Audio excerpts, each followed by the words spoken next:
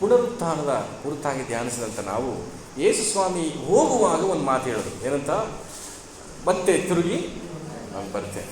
ದೇವದೂತರು ಕಾಣಿಸ್ಕೊಳ್ತಾರೆ, ಎಲ್ಲ ಇರುವರೇ ಯೆರೂಸಲೇಮಿನ ಜನರೇ, ಯಾಕೆ ನೀವು ಈ ರೀತಿ ನೋಡ್ತಾ ನಿಂತಿದ್ದೀರಿ? ನಿಮ್ಮ ಕಣ್ಣು ಮುಂದೆ ಹೇಗೆ ಆಕಾಶವಾಗಿ ಸೇರಿಸಲ್ಪಟ್ಟಿದ್ದಾರೋ ಹಾಗೆಯೇ ಮತ್ತೆ ತಿರುಗಿ ಬರ್ತಾರೆ ಅನ್ನೋ ವಿಷಯವನ್ನು ನಾನು ಹೇಳಿ ಮುಗಿಸೋದು. ಇವತ್ತು ನಾನು ಮಾತಾಡುವಂಥದ್ದು ಕ್ರಿಸ್ತನ ಎರಡನೆಯ ಬರುವಣದ ಕುರಿತು.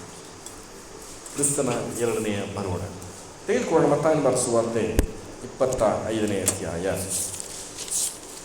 ಮತ್ತಾಯನ ಬರೆದ ಸುವಾರ್ತೆ 25ನೇ ಅಧ್ಯಾಯ ಅದರ 1ನೇ ವಚನದಿಂದ ನಾವು ಓದ್ತಾ ಬರೋದಾದರೆ, ಓದೋದೇನು ಬೇಡ, ಗಮನಿಸ್ತೀವಿ. ಮತ್ತಾಯನ ಬರೆದ ಸುವಾರ್ತೆ 25ನೇ ಅಧ್ಯಾಯ 1ನೇ ವಚನದಿಂದ ನಾವು ಓದ್ತಾ ಬರೋದಾದರೆ, ಆಗ ಪರಲೋಕ ರಾಜ್ಯವು ಆರತಿಗಳನ್ನು ತೆಗೆದುಕೊಂಡು ಮದಲಿಂಗನನ್ನು ಎದುರುಗೊಳ್ಳುವುದಕ್ಕೆ ಹೊರಟಂತಹ 10 ಮಂದಿ ಕನ್ನಿಕೆಯರಿಗೆ ಹೋಲಿಕೆಯಾಗಿದೆ. ಪರಲೋಕ ರಾಜ್ಯ, ಪರಲೋಕ ರಾಜ್ಯ ಎಲ್ಲಿದೆ ಈಗ? ಎಸ್, ಕರೆಕ್ಟಾಗಿ ಹೇಳಿದ್ರೆ ಕೆಲವರು. ಎಲ್ಲಿದೆ? ನನ್ನಲ್ಲಿದೆ. ಪರಲೋಕ ರಾಜ್ಯ ಎಲ್ಲಿದೆ? ನನ್ನಲ್ಲಿದೆ. ನನ್ನಲ್ಲಿರುವಂಥ ಪರಲೋಕ ರಾಜ್ಯ ಯಾವುದಕ್ಕೆ ಹೋಲಿಕೆಯಾಗಿದೆ ಅಂತ ಹೇಳಿದ್ರೆ 10 ಜನ ಕನ್ನಿಕೆಯರು. ಬೈಬಲನ್ನು ಅಲ್ಲಿ ಶೋ ಮಾಡಬೇಡಿ, ಬೈಬಲ್ನಲ್ಲಿ ಶೋ ಮಾಡಬೇಡಿ. ತುಂಬ ಕಣ್ಣುಗಳು ಅಲ್ಲಿ ನೋಡ್ತಾ ಇರ್ತಾರೆ, ನನ್ನ ಮಾತು ಗಮನಿಸಲ್ಲ. ಅದನ್ನು ಆಫ್ ಮಾಡಿ ನನ್ನನ್ನು ಗಮನಿಸಿ. ನೀವು ಕೂಡ ಬೈಬಲ್ ತೆಗೆದು ನನ್ನ ವಾಕ್ಯವನ್ನು ಗಮನಿಸಿ. 10 ಜನ ಕನ್ನಿಕೆಯರನ್ನು ಹೋಲಿಕೆಯನ್ನು ಮಾಡ್ತಾ ಇದೆ. ಅದು ಯಾವುದಕ್ಕೆ?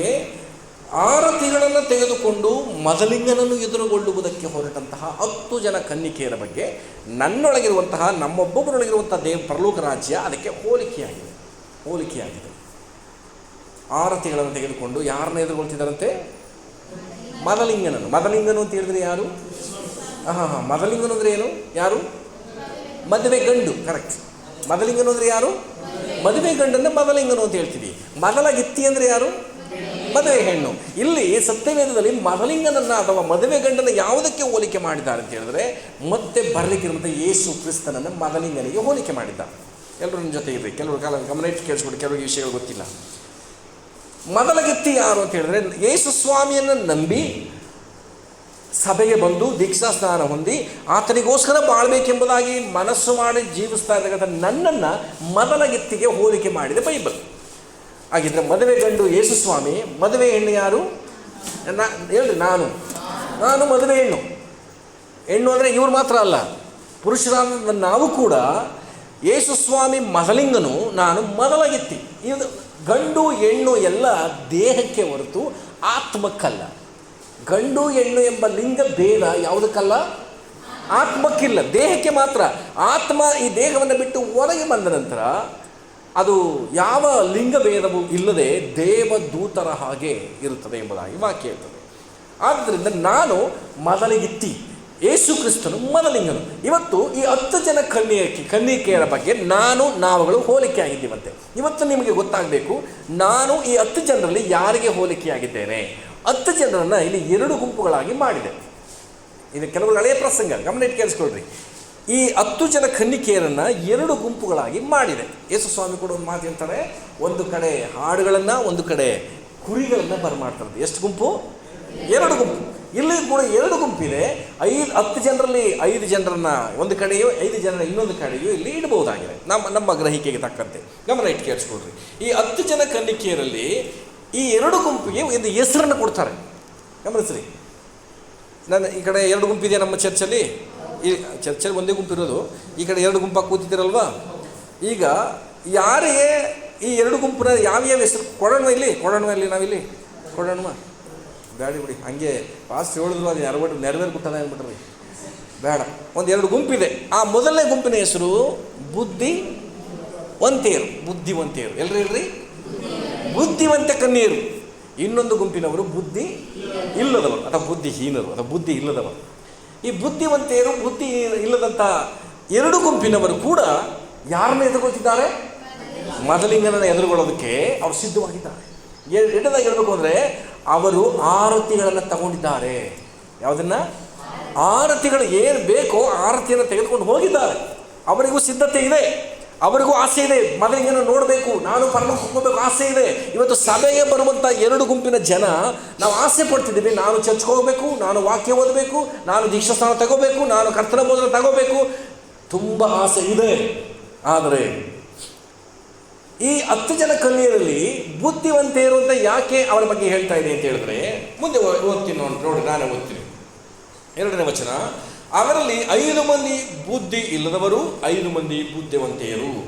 ಬುದ್ಧಿ ಇಲ್ಲದವರು ತಮ್ಮ ಆರತಿಗಳನ್ನು ತಕ್ಕೊಂಡರು, ಆದರೆ ಎಣ್ಣೆ ತಕ್ಕೊಳ್ಳಲಿಲ್ಲ. ಬುದ್ಧಿವಂತೆಯರು ತಮ್ಮ ಆರತಿಗಳ ಕೂಡ ಪಾತ್ರೆಗಳಲ್ಲಿ ಎಣ್ಣೆ ತಕ್ಕೊಂಡರು. ಬುದ್ಧಿವಂತೆಯರು ಬುದ್ಧಿ ಇಲ್ಲದವರಂತ ಯಾವುದರಲ್ಲಿ ನಿರ್ಣಯ ಆಯಿತು ಅಂತ ಹೇಳಿದ್ರೆ, ಇವರೆಲ್ಲರೂ ನಿದ್ದೆ ಮಾಡಿಬಿಟ್ಟಿದ್ರೆ, ಮದುವೆಗೆ ನೋಡೋಕೆ ಹೋಗಲ್ಲ, ನನಗಿಷ್ಟ ಇಲ್ಲ ಅಂತ ಮನೇಲಿ ಮಲಗಿದ್ರೆ ಒಂದು ರೀತಿ ಪರವಾಗಿಲ್ಲ ಅನ್ಬೋದಾಗಿತ್ತು. ಇವರಿಗೆ ಮೊದಲಿಗೆ ನೋಡೋಕೆ ಆಸೆ ಇದೆ, ಆದರೆ ಏನೇನನ್ನು ತೆಗೆದುಕೊಂಡು ಹೋಗಬೇಕು ಅನ್ನುವಂತಹ ಸಿದ್ಧತೆಗಳು ಇಲ್ಲ. ಚರ್ಚಿಗೆ ಅಂತ ಹೊರಟು ಬರ್ತೀವಿ, ಅರ್ಧ ತಾರೀಕು ಬಂದು ಬೈಬಲ್ ಮಾತ್ಬಿಟ್ಟು ಏನಲ್ವಾ, ಏನು ಮಾತ್ಬಿಟ್ಟು ಬೈಬಲ್ನೇ ಮಾತ್ಬಿಟ್ಟು ಮನೆ ಬಿಟ್ಟು ತಕ್ಷಣ ಈಚೆಗೆ ಬರುವಾಗ ನಾವು ಯಾವುದನ್ನ ನೋಡ್ಕೋತೀವಿ ಗೊತ್ತಾ? ಮೊಬೈಲ್ ನೋಡ್ಕೋತೀವಿ. ತಕ್ಷಣ ಹಿಂಗೆ ಮುಟ್ತೀವಿ ಗೊತ್ತಾ, ಮೊಬೈಲ್ ಇದೆಯಾ ಅಂತ. ಹಾಗೆ ಬೈಬಲ್ ಅಂದರೆ ಅದನ್ನು ನೋಡಲ್ಲ ನಾವು. ಇವರು ಕೂಡ ಬುದ್ಧಿ ಇಲ್ಲದವರು ಏನು ಮಾಡಿದ್ದಾರೆ, ಬರುವವರೆಗೂ ಎಣ್ಣೆ ನಮ್ಮ ಹತ್ರ ಇದೆಯಾ ಇಲ್ವಾ ಅಂತ ಯೋಚನೆ ಮಾಡಲಿಲ್ಲ. ಬಂದುಬಿಟ್ರು ಮೊದಲಿಂಗನ ನೋಡಲಿಕ್ಕೆ ಆರತಿ ಇದೆ. ಆರತಿ ಇದ್ದು ಕೂಡ ಅದನ್ನು ಬೆಳಗಿಸ್ದೇ ಇದ್ದರೆ ಆರತಿ ಇದ್ದು ಪ್ರಯೋಜನನ? ಆರತಿ ಏನಾದ್ರು ಯಾರು ಇಲ್ಲ ತನ್ನ ಚರ್ಚಲಿ ಸದ್ಯ ಯಾರೂ ಇಲ್ಲ. ಆ ಆರತಿ ಅಲ್ಲ, ಏನು ಹೇಳುವಾಗ ದೀಪ ಆರತಿ, ದೀಪಲ ಕಂಬನ ದೀಪ, ದೀಪ ಕರೆಕ್ಟ್. ಅವು ಆರತಿ ನಾವೆತ್ತೀವಲ್ಲ ಆರತಿ, ಅದಲ್ಲ ಅದು. ಅದೊಂದು ದೀಪದಾಗೆ ಇರುತ್ತೆ, ಸಿಸ್ಟರ್ ಹೇಳ್ದಂಗೆ ಹಾಗೇ ಇರ್ತದೆ. ಅದರಲ್ಲಿ ಎಣ್ಣೆ ಹಾಕಿ ಬತ್ತಿ ಹಾಕಿ ಅದನ್ನು ದೀಪವಾಗಿ ಬೆಳಗ್ತಾರೆ, ಅದನ್ನು ಆರತಿ. ಈ ಆರತಿಯನ್ನು ತಗೊಂಡ್ರು, ಆದರೆ ಎಣ್ಣೆ ತಗೊಳ್ಳಿಲ್ಲ. ಈಗ ಆರತಿ ಉಪಯೋಗವಾಗ್ತದ? ಉಪಯೋಗನೇ ಇಲ್ಲ, ಬಟ್ ಆರತಿ ಇದೆ. ಇಲ್ಲಿ ಯೇಸು ಸ್ವಾಮಿ ಹೇಳ್ತಿದ್ದಾರೆ, ಯಾವ ಸನ್ನಿವೇಶ ಯೇಸು ಸ್ವಾಮಿ ಹೇಳುವಂಥ ಸಾಮ್ಯ ಇದು, ಯೇಸು ಸ್ವಾಮಿ ಹೇಳುವಂಥ ಕಥೆ ಇದು. ಈ ಸಾಮ್ಯದಲ್ಲಿ 10 ಜನ ಕನ್ಯೆಯರ ಪ್ರಕಾರ ನಮ್ಮ ಸಭೆಯರು ಮತ್ತು ನಾವೆಲ್ಲರೂ ಈ 2 ಗುಂಪಿನಲ್ಲಿ ಒಂದು ಗುಂಪಿಗೆ ನಾವು ಹೋಲಿಕೆಯಾಗಿರ್ತೀವಿ, ಅದಕ್ಕೆ ಸಮಾನವಾಗಿರ್ತೀವಿ. ಅವರು ಯಾರು ಅಂತಂದರೆ ನಾವು ಇವತ್ತು ಗುರುತಿಸ್ಕೊಳ್ಳುವ. ಇವತ್ತು ಬುದ್ಧಿವಂತೆಯರು ದೀಪಗಳ ಆರತಿಗಳ ಕೂಡ ತಮ್ಮ ಪಾತ್ರೆಯಲ್ಲಿ ಸಪರೇಟ್ ಎಣ್ಣೆ ತಗೊಂಡ್ರು. ಯಾಕೆ ಗೊತ್ತೇ ಸಪರೇಟ್ ಎಣ್ಣೆ ತೆಗೆದುಕೊಂಡ್ರು ಅಂದರೆ, ಮೊದಲಿಂಗನು ಯಾವಾಗ ಬರ್ತಾನೆ ಅನ್ನೋದು ಅವ್ರಿಗೇನಾಗಿಲ್ಲ, ಗೊತ್ತಿಲ್ಲ. ಯೇಸು ಸ್ವಾಮಿ ಹೇಳಿದ್ದಾರೆ, ನಾನು ಬರುವ ಗಳಿಗೆ ಸಮಯವು ನಿಮಗೆ ಗೊತ್ತಿಲ್ಲದೆ ಇರುವುದರಿಂದ ಎಚ್ಚರವಾಗಿರ್ರಿ. ಇಲ್ಲಿ ಸ್ತ್ರೀಯರು ಬುದ್ಧಿವಂತಿಯರು ಅಟ್ಲೀಸ್ಟ್ ಒಂದು ದೀಪದಲ್ಲಿ ಎಣ್ಣೆ ತೆಗೆದುಕೊಂಡು ಹೋಗ್ಬಿಡ್ಬೋದಾಗಿತ್ತು ಮೊದಲಿಂಗ ನೋಡೋಕ್ಕೋಸ್ಕರ ಅಂತ. ಆದರೆ ಮೊದಲಿಂಗನು ಯಾವ ಗಳಿಗೆ ಬರ್ತಾನೋ ಗೊತ್ತಿಲ್ಲದೆ ಇರುವುದರಿಂದ ಸಪರೇಟ್ ಒಂದು ಪಾತ್ರೆಯಲ್ಲಿ ಎಣ್ಣೆ ತೆಗೆದುಕೊಂಡು. ಇವತ್ತು ಸತ್ಯವೇದದಲ್ಲಿ ಎಣ್ಣೆ ಅನ್ನುವುದು ಅಭಿಷೇಕಕ್ಕೆ ಹೋಲಿಕೆಯಾಗಿದೆ. ಎಣ್ಣೆ ಅನ್ನೋದು ಏನಕ್ಕೆ ಹೋಲಿಕೆಯಾಗಿದೆ? ಅಭಿಷೇಕಕ್ಕೆ ಹೋಲಿಕೆಯಾಗಿದೆ. ಇವತ್ತು ಯೇಸು ಸ್ವಾಮಿಯನ್ನು ನಂಬಿ ಬೈಬಲ್ನ ಓದ್ತಾ ಸಭೆಗೆ ಬರ್ತಾ ನನ್ನೊಳಗೆ ಈ ದೀಪ, ಬೈಬಲ್ ಹೇಳ್ತದೆ ಮತ್ತಾಯ 5 ಅದರ 14ನೇ ವಚನ ಹೇಳ್ತದೆ, ಮತ್ತಾಯ 5:14, ನೀವು ಲೋಕಕ್ಕೆ, ಎಂಥ ಒಂದು ಪರಿಚಯವಾದಂಥ ವಚನ. ತುಂಬ ಜನ ಕನ್ಫ್ಯೂಸ್ ಮಾಡ್ಕೊಂಡು ಕೂತಿದ್ದಾರೆ. ನೀವು ಲೋಕಕ್ಕೆ ಯಾರು? ನಾವೇ ಅಂದರೆ ಇಲ್ಲಿಂದ ದೀಪ ಉರಿಬೇಕು ಅಂದರೆ ಈಗ ಹೇಳಿ, ಆರತಿ ಯಾವುದಾಗಿದ್ರೆ ನಾನು. ಎಲ್ಲರೂ ಹೇಳಿ, ಆರತಿ ಯಾರು? ನಾನು. ಆರತಿ ಬೇರೆ, ಮತ್ತೆ ಗಮನಿಸಿದೆ, ಈ ಆರತಿ ನಾನು. ನನ್ನ ಮೂಲಕ ನನ್ನಲ್ಲಿ ದೀಪ ಈಗ ಬೆಳಗಬೇಕು, ಲೋಕಕ್ಕೆ ಬೆಳಕು ಕೊಡಬೇಕು. ಈಗ ಮೊದಲಿಂಗನನ್ನು, ಯೇಸು ಸ್ವಾಮಿಯನ್ನು, ಪರಲೋಕ ರಾಜ್ಯವನ್ನು ಎದುರುಗೊಳ್ಳೋದಕ್ಕೆ ನಾನು ಈ ದೀಪ ಉರಿಬೇಕು ಅಂದರೆ, ಈ ಆರತಿ ಉರಿಬೇಕು ಅಂದರೆ ಎಣ್ಣೆ ಅನ್ನೋದು ಬಹಳ ಪ್ರಾಮುಖ್ಯ. ಮತ್ತೆ ಹೇಳ್ತೀನಿ, ಆರತಿ ಇದ್ದು ಎಣ್ಣೆ ಇಲ್ಲದಿದ್ದರೆ ಈ ಆರತಿಗೆ ಬೆಲೆ ಇದೆಯಾ ಅಥವಾ ಪ್ರಯೋಜನ ಇದೆಯಾ? ಇಲ್ಲ. ಇವತ್ತು ನನ್ನಲ್ಲಿ ನಿಮ್ಮಲ್ಲಿ ಅನೇಕ ಜನರು ಇವತ್ತು ಆರತಿಯನ್ನು ತೆಗೆದುಕೊಂಡು ಸಿದ್ಧವಾಗಿದ್ದೀರಿ. ಆದರೆ ಮೊದಲಿಂಗನು ಯಾವ ಗಳಿಗೆ ಬರ್ತಾನೆ ಗೊತ್ತಿಲ್ಲದೆ ಇದ್ದರಿಂದ ನಿನ್ನ ಬಳಿ ಎಣ್ಣೆ ಇದೆಯಾ ಅನ್ನೋದನ್ನು ಆಲೋಚನೆ ಮಾಡಿ. ಇವತ್ತು ತುಂಬ ಜನರಲ್ಲಿ ಎಣ್ಣೆ ಇಲ್ಲ, ಆ ಅಭಿಷೇಕ ಇಲ್ಲ, ಆ ಅಭಿಷೇಕವನ್ನು ಕಾದುಕೊಳ್ಳುವ ತವಕ ಇಲ್ಲ, ಆ ಅಭಿಷೇಕವನ್ನು ಹೆಚ್ಚಿಸಿಕೊಳ್ಳುವಂಥ ಆಸೆ ಇಲ್ಲ, ಅಭಿಷೇಕಕ್ಕೋಸ್ಕರ ದೇವರ ಮುಂದೆ ಕಾದಿರುವಂಥ ಅನುಭವಗಳಿಲ್ಲ. ದೇವರು ನನ್ನನ್ನು ಅಭಿಷೇಕ ಮಾಡು, ನನ್ನನ್ನು ತುಂಬಿಸು, ನಾನು ಎಲ್ಲಿ ಯಾವ ರೀತಿ ನಡಿಬೇಕು, ಹೇಗೆ ನಮ್ಮನ್ನು ಅವಲೋಕಿಸಬೇಕು, ಯಾವ ರೀತಿ ನನ್ನ ಪಾಪದಿಂದ ಕಾಪಾಡಿಕೊಳ್ಳಬೇಕು, ಯಾವ ರೀತಿ ನನ್ನ ಪರಿಶುದ್ಧವಾಗಿರಬೇಕು, ಎಲ್ಲ ವಿಷಯಗಳು ಆತನ್ನು ಗೈಡ್ ಮಾಡಲಿಕ್ಕೆ ದೇವರ ಆತ್ಮನೇ ನೀನು ನನ್ನ ಜೊತೆ ಬಾ ಸ್ವಾಮಿ, ನನ್ನನ್ನು ಅಭಿಷೇಕ ಮಾಡು. ಯೇಸು ಸ್ವಾಮಿ ಕೂಡ ನಿಮ್ಮನ್ನು ಒಬ್ಬಂಟಿಗರಾಗಿ ಬಿಡೋದಿಲ್ಲ, ನಿಮ್ಮ ಜೊತೆ ಏನು ಮಾಡ್ತೀನಿ, ಸಹಾಯದ ಆತ್ಮನನ್ನು ಕಳಿಸ್ತೇನೆ ಅಂತ ಹೇಳಿದ್ರು. ಆ ಪರಿಶುದ್ಧ ಆತ್ಮನನ್ನು ಕೂಡ ಯೋಹಾನ ಮಾಸ 20ನೇ ಅಧ್ಯಾಯದಲ್ಲಿ ಊದಿ ಪವಿತ್ರಾತ್ಮನ ವರಗಳನ್ನು ತಕ್ಕೊಳ್ರಿ ಅಂತ ಹೇಳಿ ಕೊಡ್ತಾರೆ. ಅಪೊಸ್ತಲರ 2ನೇ ಅಧ್ಯಾಯದಲ್ಲಿ ಪರಿಶುದ್ಧಾತ್ಮನ ವರ ಅಭಿಷೇಕ ಅವರ ಮೇಲೆ ಯಥೇಚ್ಛವಾಗಿ ಇಳಿದು ಬಂದಾಗ ಒಣಗಿದಂಥ ಅವಸ್ಥೆಗಳು ಅವರನ್ನು ಬಿಟ್ಟು ಹೋಯಿತು. ಎಣ್ಣೆ ಗಮನಿಸ್ರಿ, ತುಂಬ ಜನ ಎಣ್ಣೆಯನ್ನು ಇಷ್ಟಪಡ್ತೀವಿ, ಆದರೆ ಎಣ್ಣೆಯನ್ನು ಇಷ್ಟಪಡಲ್ಲ. ತುಂಬ ಜನ ಎಣ್ಣೆ ಇಷ್ಟಪಡ್ತೀವಿ, ಆದರೆ ಎಣ್ಣೆಯನ್ನು ಇಷ್ಟಪಡಲ್ಲ. ಸತ್ಯವೇದ ಹೇಳ್ತದೆ, ಕನ್ಫ್ಯೂಸ್ ಆಗ್ತದೆ. ಗಮನಿಸ್ರಿ, ಎಣ್ಣೆ ತುಂಬ ಇಷ್ಟನೇ, ಆದರೆ ಇವತ್ತು ತಲೆಗೆ ಎಣ್ಣೆ ಹಾಕ್ಕೊಂಡು ಚರ್ಚಿಗೆ ಬನ್ನಿ ಅಂದರೆ ಎಷ್ಟು ಜನ ಬಂದರಿ ಅಲ್ಲ ಬಂದಿದ್ದಾರೆ? ಕೈ ಬಿಡಿ ಬರ್ತಿರಾಗ ಒಕ್ಕೆ ಕೈ ಎತ್ತು ಬಿಡ್ತಾರೆ. ಇಷ್ಟು ದಿನ ಬಂದಿದ್ದಾರೆ ಯಾಕೆ ಹೇಳಿ ಜೋರಿಗಳು ಬಿಡದೆ. ಚೆನ್ನಾಗಿ ಕಾಣ ಇಷ್ಟ ಇಲ್ಲ. ಆದರೆ ನಿಮ್ಮನ್ನು ಕೇಳ್ತೀನಿ, ಎಣ್ಣೆ ಇಷ್ಟ ಇಲ್ವಾ? ಅದಕ್ಕೆ ಹೇಳ್ತೀನಿ, ಎಣ್ಣೆ ನಿಮ್ಗೆ ಇಷ್ಟ, ಆದರೆ ಎಣ್ಣೆ ಇಷ್ಟ. ಬೈಬಲ್ ಹೇಳ್ತದೆ, ಈ ಒಂದು ವಾಕ್ಯ ಹೇಳುವ ಮಕ್ಕಳು ಏನಂತ, ನಿನ್ನ ತಲೆಗೆ ತೈಲದ ಕೊರತೆ. ಯಾಕೆ ಹೇಳಿದೆ ಬೈಬಲ್ ಇದನ್ನು? ಮುಖ್ಯವಾಗಿ ಇವತ್ತು 40-35 ಏಜ್ ಆಗ್ತಿದ್ದಾಗ ವೈಟ್ ಕೂದಲು ಯಾಕೆ ಬರ್ತಿದೆ ಗೊತ್ತಾ? ಪಕ್ಕ ನೋಡಿ, ಎಣ್ಣೆ ಇಲ್ಲದರಿಂದ. ಬೈಬಲ್ ಹೇಳ್ತದೆ, ನರೆ ಬರೋದು ಈ ವಚನ ಹೆಂಗೆ ಹೇಳ್ತದೆ, ನರೆಯು ಸುಂದರ ಕಿರೀಟ. ಆದರೆ ನಮಗೆಲ್ಲ ನರೆ ಬಂದರೆ ಕಿರೀಟವಾಗಿ ತಗೊಂಡವ ಅದನ್ನ ಇಲ್ಲ. ಡೈ ಕಂಪನಿಯವ್ರನ್ನ ಉದ್ಧಾರ ಮಾಡಬೇಕಾಯ್ತ ನಾವು, ಹೇರ್ ಡೈ ಕಂಪನಿಯವ್ರನ್ನ. ಆದರೆ 50-60 ಆಗ್ತಿದ್ದಾಗ ಹಿಂದಿನ ದಿನಗಳಲ್ಲಿ ಆ ನರೆ ಅವನ ಗೌರವವನ್ನು ತರ್ತಾ ಇತ್ತು. ಹಿಂದೆ ಕಲರ್ ಇರಲಿಲ್ಲ ಆಗ, ಆದರೆ ಈಗ ಕಲರ್ ಆಗದೆ ಬೇರೆ ಗತಿ ಇಲ್ಲ. ಯಾಕೆಂದ್ರೆ 30-40ಕ್ಕೆ ಬಂದ್ಬಿಡುತ್ತೆ. ಕಾರಣ ಒಂದೇ, ನಮ್ಮ ತಲೆಗೆ ತೈಲದ ಕೊರತೆ ನಮ್ಮಲ್ಲಿ ತುಂಬ ಇದೆ. ಅಟ್ಲೀಸ್ಟ್ ಈಗಲಾದರೂ ಬಿಸಿಲು ಟೈಮ್, ನಿಮ್ಮ ಮಕ್ಕಳಿಗೆ ಎನಿ ಟೈಮ್ ಈ ತಲೆಯಲ್ಲಿ ಎಣ್ಣೆ ಹಾಕಲಿಕ್ಕೆ ಅಭ್ಯಾಸ ಮಾಡಿರಿ. ನೀವು ಕೂಡ ತಲೆಗೆ ಎಣ್ಣೆ ಹಾಕ್ರಿ. ನಾನು ಯಾಕೆ ಇದ್ರ ಬಗ್ಗೆ ಹೇಳ್ತೀನಿ, ಎಣ್ಣೆ ಬಗ್ಗೆ ಮಾತಾಡ್ತೀನಿ, ನೆಕ್ಸ್ಟ್ ಬರ್ತದೆ. ಇಲ್ಲಿ ಯಾವುದರ ಕೊರತೆ ಇತ್ತಂತೆ ಅವ್ರಿಗೆ? ಎಣ್ಣೆ ಕೊರತೆ ಇತ್ತು. ಎಣ್ಣೆ ಕೊರತೆ ಇದ್ದವರು ಏನಾಗ್ತಾರೆ ಅಂತ ಮುಂದೆ ಇವತ್ತು ಧ್ಯಾನ ಮಾಡೋಣ. ಮತ್ತೆ ಹೇಳ್ತೀನಿ, ನಿಮಗೆಲ್ರಿಗೂ ಎಣ್ಣೆ ಇಷ್ಟ, ಆದರೆ ಮುಂದಿನ ವಾರ ಹೇಳಬೇಕು ನಿಮಗೂ ಇಷ್ಟ ಅಂತ. ಆದರೂ ಏನಲ್ಲ, ಇಷ್ಟ ಇಲ್ಲ ಅನ್ನೋ ರೀತಿ ನಾವು ನಡ್ಕೋಬಾರ್ದು. ತಲೆಗೆ ತೈಲದ ಕೊರತೆ ಇಲ್ಲದಿಲ್ಲದ ಸತ್ಯವೇ ಹೇಳ್ತದೆ. ಇಂದಿನ ಜನ ನೋಡ್ರಿ, ಇವತ್ತು ಇನ್ನೂ ಕೆಲವು ಕಡೆಯಲ್ಲಿ ನಾವು ನೋಡ್ತೀವಿ, ಸ್ನಾನ ಆದ ತಕ್ಷಣ ಎಣ್ಣೆ ಹಾಕಿ ನೋಡ್ರಿ, ನಿಮ್ಮ ಕೂದಲು ತುಂಬ ಚೆನ್ನಾಗಿ ಬೆಳೆಯುತ್ತೆ, ಉದುರಲ್ಲ, ಕಪ್ಪೆಗೆ ಹೆಚ್ಚಿನ ವರ್ಷ ಇರುತ್ತೆ. ನೋಡಿ, ಒಂದು ಆಮೇಲೆ ನೋಡಿರ, ಪ್ರೇಯರ್ ಮಾಡಿಸ್ಕೊತಾರೆ, ಕೊಬ್ಬರಿ ಎಣ್ಣೆ ತಂದು ಕೂದಲು ಉದುರುತ್ತಪ್ಪ ಅಷ್ಟ ಅಂತ ನೇವಾಗಿ ಎಣ್ಣೆ ಹಾಕಿ ಪಕ್ಕದ ಮನೆಯವ್ರ ಜೊತೆ ಜಗಳಕ್ಕೂ ಕಿತ್ತಾಕಿದ್ರು ಬರಲ್ಲ, ಹಂಗಿರುತ್ತೆ. ಮುಂದೆಲ್ಲ ಹಿಡ್ಕೊಂಡು ಜಗಳಾಡಿದ್ರೂ ನಿಮ್ಮ ಕೂದಲು ಉದುರಲ್ಲ. ಫಸ್ಟ್ ನೀವು ಎಣ್ಣೆ ಕೊರತೆ ಇಲ್ಲದಿರೋ ಹಾಗೆ ಕಾಪಾಡಿಕೊಳ್ರಿ. ಹಲ್ಲೆಲೂಯಾ. ಓಕೆ, ಇಲ್ಲಿ ಹೇಳ್ತಿದೆ, ಆಗ ಅಲ್ಲಿ ತೈಲದ ದೀಪಗಳನ್ನು ತೆಗೆದುಕೊಂಡ್ರು, ಆರತಿಗಳನ್ನು ತೆಗೆದುಕೊಂಡ್ರು, ಆದರೆ ಎಣ್ಣೆಯನ್ನು ತಕ್ಕೊಳ್ಳಲಿಲ್ಲ. ಹಾಗಿದ್ರೆ ಯೇಸು ಸ್ವಾಮಿ ಇಲ್ಲಿ ವಾಚನ ಯಾಕೆ ಸ್ವಾಮಿಯವರು ಹೇಳ್ತಾರೆ ಅಂತ ಹೇಳಿದ್ರೆ, ಮೊದಲಿಂಗನನ್ನು ಅಥವಾ ಕ್ರಿಸ್ತನ ಬರೋಣವನ್ನು ನಾವು ಎದುರು ನೋಡಬೇಕಾದ್ರೆ, ಇವತ್ತು ದೇಶಗಳ ಯುದ್ಧಗಳು ಕಾದಾಟ ನಡೀತಿದೆ. ದೇವರ ಬರೋಣ ಆದಷ್ಟು ಬೇಗ ನಡೆಯುತ್ತೆ. ನಾನು ನೀವು ಆ ಥರ ಮೊದಲಿಂಗನನ್ನು ಸಂಧಿಸಬೇಕು ಅಂದರೆ ನನ್ನಲ್ಲಿ ಏನಿರಬೇಕು? ಎಣ್ಣೆ ಇರಬೇಕು. ಮೀನ್ಸ್ ಅಭಿಷೇಕ ನನ್ನಲ್ಲಿರಬೇಕು. ದೇವರು ನನ್ನನ್ನು ಅಭಿಷೇಕ ಮಾಡು.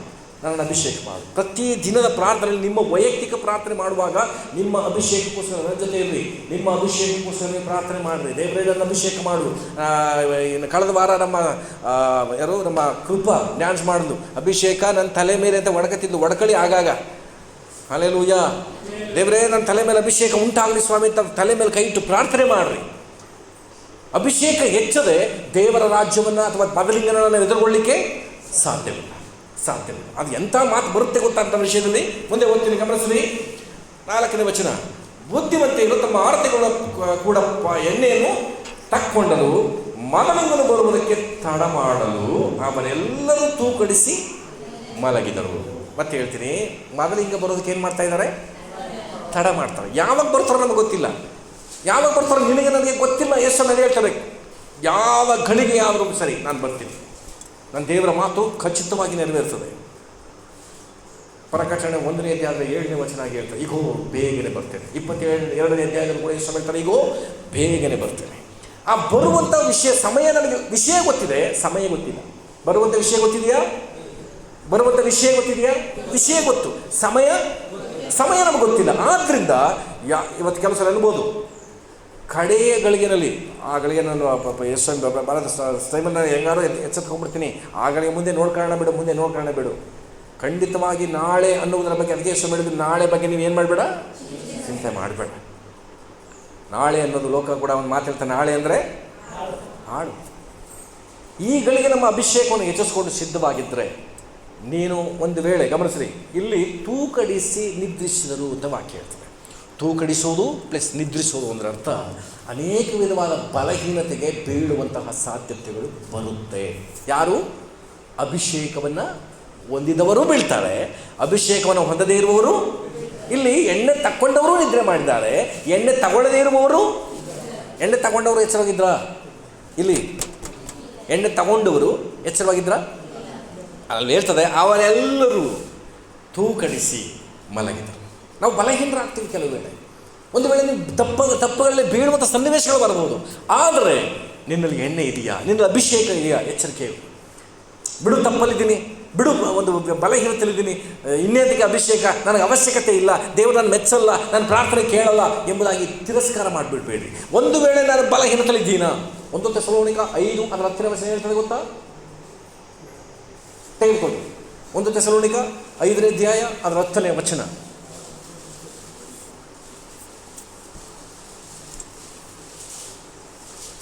ಬೇಗ. ನಾವು ಎಚ್ಚರವಾಗಿದ್ದರೂ ಸರಿಯೇ, ನಿದ್ರೆಯಲ್ಲಿದ್ದರೂ ಸರಿಯೇ, ಸತ್ತನು. ಯೇಸು ಸ್ವಾಮಿ ಸತ್ತು ಎದ್ದಂಥ ಉದ್ದೇಶ ಏನಂತೆ? ನಾವು ಎಚ್ಚರವಾಗಿದ್ರೂ ಸರಿ, ನಿದ್ರೆಯಲ್ಲಿದ್ದರೂ ಸರಿ. ಅದರ ಅರ್ಥ ಏನು? ಮಲಗಿದ್ರು ಸರಿ, ಬೆಳಗಾಗಿದ್ರು ಸರಿ ಅಂತನಾ? ಇಲ್ಲ, ನಾನು ಬಲಹೀನತೆಯಲ್ಲಿದ್ದರೂ ಸರಿ, ಬಲ ಉಳ್ಳವರಾಗಿದ್ದರೂ ಸರಿ. ಅರ್ಥ ಮಾಡ್ಕೊಡ್ರಿ. ನಾನು ಕರೆಕ್ಟಾಗಿದ್ದರೂ ಸರಿ, ಒಂದು ವೇಳೆ ಸರಿ ಇಲ್ಲದೆ ಓದವನಾಗಿ ಇದ್ರೂ ಸಹ ಯಾರ ಜೊತೆಯಲ್ಲಿರಬೇಕಂತೆ? ಯೇಸುವಿನ ಜೊತೆ ಇರಬೇಕು ಅನ್ನೋದಕ್ಕೋಸ್ಕರ ಯೇಸು ಸ್ವಾಮಿ ಸತ್ತರಂತೆ. ಇವತ್ತೊಂದು ವೇಳೆ ಬಲಹೀನತೆಯಲ್ಲಿದ್ದರೆ, ಒಂದು ವೇಳೆ ಸ್ವಾಮಿ ನಾನು ಬಲಹೀನತೆಯಲ್ಲಿದ್ದೀನಿ, ಆದರೂ ನೀನು ನನ್ನ ಜೊತೆ ಇರು ಸ್ವಾಮಿ. ದೇವರೇ, ನೀನು ನನ್ನನ್ನು ಬಿಟ್ಟು ಬಿಡಬೇಡ, ನಿನ್ನ ಕೈ ಬಿಟ್ಟು ಬಿಡಬೇಡ. ನಾನು ನಿನ್ನನ್ನು ಬಿಟ್ಟು ಹೋಗೋದಿಲ್ಲ. ಪ್ರತಿದಿನ ಪ್ರಾರ್ಥನೆ ಮಾಡೋದರಲ್ಲಿ, ಪ್ರತಿದಿನ ವಾಕ್ಯ ಓದುವುದರಲ್ಲಿ, ಪ್ರತಿ ವಾರ ಸಭೆಗೆ ಬರುವುದರಲ್ಲಿ, ಇಂಥ ಅನ್ಯೋನ್ಯತೆಯಲ್ಲಿ ಪಾಲ್ಗೊಳ್ಳುವುದರಲ್ಲಿ ನೀನು ಸಿದ್ಧನಾಗಿರು. ಅದನ್ನೇ 1 ಥೆಸಲೋನಿಕ 5:10 ವಚನ ಹೇಳ್ತದೆ, ನೀನು ನಿದ್ರೆಯಲ್ಲಿದ್ದರೂ ಸರಿ, ಎಚ್ಚರವಾಗಿದ್ದರೂ ಸರಿ, ಆತನ ಸಂಗಡ, ಆತನ ಜೊತೆಯಲ್ಲಿ ಇರಬೇಕು ಅನ್ನೋದಕ್ಕೋಸ್ಕರ ಆತನ ಪ್ರಾಣ ಕೊಟ್ಟಿದ್ದಾನೆ. ಇಲ್ಲಿ ಅದೇ ರೀತಿಯಲ್ಲಿ ನಿದ್ರೆಯಲ್ಲಿದ್ದರೂ ಸರಿ ಅಂತ ಅಲ್ಲಿ ಓದಿದ್ವಿ. ಇಲ್ಲಿ 10 ಜನ ಕನ್ಯೆಯರು ಏನು ಮಾಡ್ತಿದ್ದಾರೆ? ಬುದ್ಧಿವಂತೆಯರು, ಬುದ್ಧಿಹೀನರು. ಬುದ್ಧಿವಂತೆಯರು ಯಾರು ಅಂದರೆ ಅಭಿಷೇಕ ಉಳ್ಳವರು ಅಥವಾ ಎಣ್ಣೆ ಉಳ್ಳಂಥವರು. ಆ ಬುದ್ಧಿಹೀನರು ಯಾರು ಅಂದರೆ ಅಭಿಷೇಕ ಇಲ್ಲದಂಥ ಅಥವಾ ಎಣ್ಣೆ ಇಲ್ಲದಂಥ ಸ್ತ್ರೀಯರು. ಇವರೆಲ್ಲರೂ ಕೂಡ ನಿದ್ರೆ ಮಾಡ್ತಿದ್ದಾರೆ, ತೂಕಡಿಸಿ ನಿದ್ರೆ ಮಾಡ್ತಾರೆ. ನಾನು ಕೂಡ ಲೋಕದ ಜಂಜಾಟದಲ್ಲಿ ಬೀಳ್ತೀನಿ. ಕೆಲಸ, ಹಣ ಸಂಪಾದನೆ, ಮಕ್ಕಳ ಕಾಪಾಡೋದು, ಹೆಂಡತಿನ ನೋಡ್ಕೊಳ್ಳೋದು, ಗಂಡನ ನೋಡ್ಕೊಳ್ಳೋದು, ಅತ್ತೆ ಮಾವನ ನೋಡ್ಕೊಳ್ಳೋದು, ಗಲಿಬಿಲಿಗಳ ಮಧ್ಯದಲ್ಲಿ ಸಮಾಧಾನ ಕಾಪಾಡ್ಕೊಳ್ಳೋದು, ಈ ಎಲ್ಲ ಹೋರಾಟಗಳು, ಅನಾರೋಗ್ಯದ ಸನ್ನಿವೇಶದಲ್ಲಿ ಬೀಳುವಂಥದ್ದು, ಇದೆಲ್ಲದರ ಮಧ್ಯದಲ್ಲಿ ನಾವು ಬಲಹೀನರಾಗ್ತೀವಿ. ಅಲ್ಲಿ ಹೇಳ್ತಿದೆ, ನಿದ್ರೆ ಮಾಡ್ಬರುತ್ತೆ. ಒಂದು ವೇಳೆ ನೀನು ನಿದ್ರೆ ಮಾಡಿದ್ರು ಸರಿ, ನೀನು ಬಲಹೀನತೆಯಲ್ಲಿ ಒಂದು ವೇಳೆ ಬಿದ್ದರೂ ಸರಿ, ನೀನು ಹೋರಾಟಗಳಿಂದ ಸೋತು ಹೋದರೂ ಸರಿ, ನೀನು ದುಡುಕಿ ಬೇಡವಾದಂಥ ಮಾತುಗಳಿಂದ ಬಾಯಿಂದ ಹೊರಡಿಸ್ಬಿಟ್ಟಿದ್ರು ಸರಿ, ತಪ್ಪಾದ ತೀರ್ಮಾನಗಳನ್ನು ಮಾಡಿದರೂ ಸರಿ, ಆದರೆ ಇವತ್ತು ನೀವು ಪ್ರಶ್ನೆ ಮಾಡ್ಕೋ, ನಿದ್ರೆ ಮಾಡಿದೆ, ಆದರೆ ನನ್ನ ಹತ್ರ ಎಣ್ಣೆ ಇದೆಯಾ? ದೇವರೇ, ನನ್ನಲ್ಲಿ ಅಭಿಷೇಕ ಇದೆಯಾ? ದೇವರೇ, ಒಂದು ವೇಳೆ ಇಲ್ಲದೆ ಇದ್ದರೆ ದೇವರೇ ಕೇಳಿರಿ, ದೇವರೇ ನನ್ನಲ್ಲಿ ಬಲಹೀನತೆಗಳಿದೆ, ಬಟ್ ನಿನ್ನ ಅಭಿಷೇಕ ಜೊತೆಗೆ ನನಗೆ ಅನ್ವಯಿಸು. ಅಭಿಷೇಕವನ್ನು ನಾನು ಕೊಡು. ಆ ಎಣ್ಣೆ ಅಭಿಷೇಕ ನನ್ನೊಳಗೆ ಇರೋದಾದರೆ ನಾನು ನಿದ್ರೆಯಲ್ಲಿದ್ದರೂ ಸರಿ, ಒಂದು ಚಿಂತೆ ಇಲ್ಲ, ಒಂದು ನಿರಾಳ, ನನ್ನಲ್ಲಿ ನಿದ್ರೆ ಮಾಡ್ತೀನಿ ನಿಜ, ಬಟ್ ನನ್ನ ಹತ್ರ ಎಣ್ಣೆ ಇದೆ, ನನ್ನ ಹತ್ರ ಅಭಿಷೇಕ ಇದೆ, ಪರಿಶುದ್ಧಾತ್ಮ ನನ್ನಲ್ಲಿದ್ದಾರೆ. ಆಗಾಗ ಪರಿಶುದ್ಧಾತ್ಮನ ಎಚ್ಚರಿಸ್ತಾರೆ, ಪರಿಶುದ್ಧಾತ್ಮ ನನ್ನನ್ನು ಬಲಪಡಿಸ್ತಾರೆ, ಪರಿಶುದ್ಧಾತ್ಮ ನನ್ನ ಕಾರ್ಯಗಳ ತಿದ್ದುತ್ತಾರೆ. ಕೆಲವು ಸರಿ ಖಂಡನೆ ಮಾತುಗಳು ಬರ್ತದೆ. ದೇವರಾತ್ಮನಿಂದ ಅನುಭವಿಸಿದ್ದೀರಾ? ಖಂಡನೆ ಮಾತುಗಳು. ನೀನು ತಪ್ಪು ಮಾಡ್ತಾ ಇದೆಯಾ, ನೀನು ತಪ್ಪಾದ ಸ್ಥಳಕ್ಕೆ ಹೋಗ್ತಿದೆಯಾ, ತಪ್ಪಾದ ವ್ಯಕ್ತಿಯ ಜೊತೆ ಇದೆಯಾ, ನೀನು ತಪ್ಪಾಗಿ ಸಮಯವನ್ನು ಕಳೀತಾ ಇದೆಯಾ SMS ಈ ಎಲ್ಲ ಎಚ್ಚರಿಕೆ ಮಾತುಗಳನ್ನ ಹೇಳುವಾಗ ಪರಿಶುದ್ಧಾತ್ಮನ ಸ್ವರಕ್ಕೆ ಕಿವಿಗೊಡ್ರಿ. ಆಗ ಅಭಿಷೇಕವು ಹೆಚ್ಚುವಂಥದ್ದಾಗಿರ್ತದೆ. ಆಮೇಲೆ ಗಮನಿಸೋಣ, ಅದನ್ನು ಮುಂದೆ ಓದ್ತೀನಿ ನಾನು. ತೂಕಡಿಸಿ ಮಲಗಿದರು. 6ನೇ ವಚನ. ಆದರೆ ಮಧ್ಯರಾತ್ರಿಯಲ್ಲಿ ಇಗೋ ಮದಲಿಂಗನು, ಅವನ ಎದುರುಗೊಳ್ಳೋದಕ್ಕೆ ಹೊರಡ್ರಿ ಎಂದು ಕೂಗಲಾಯಿತು.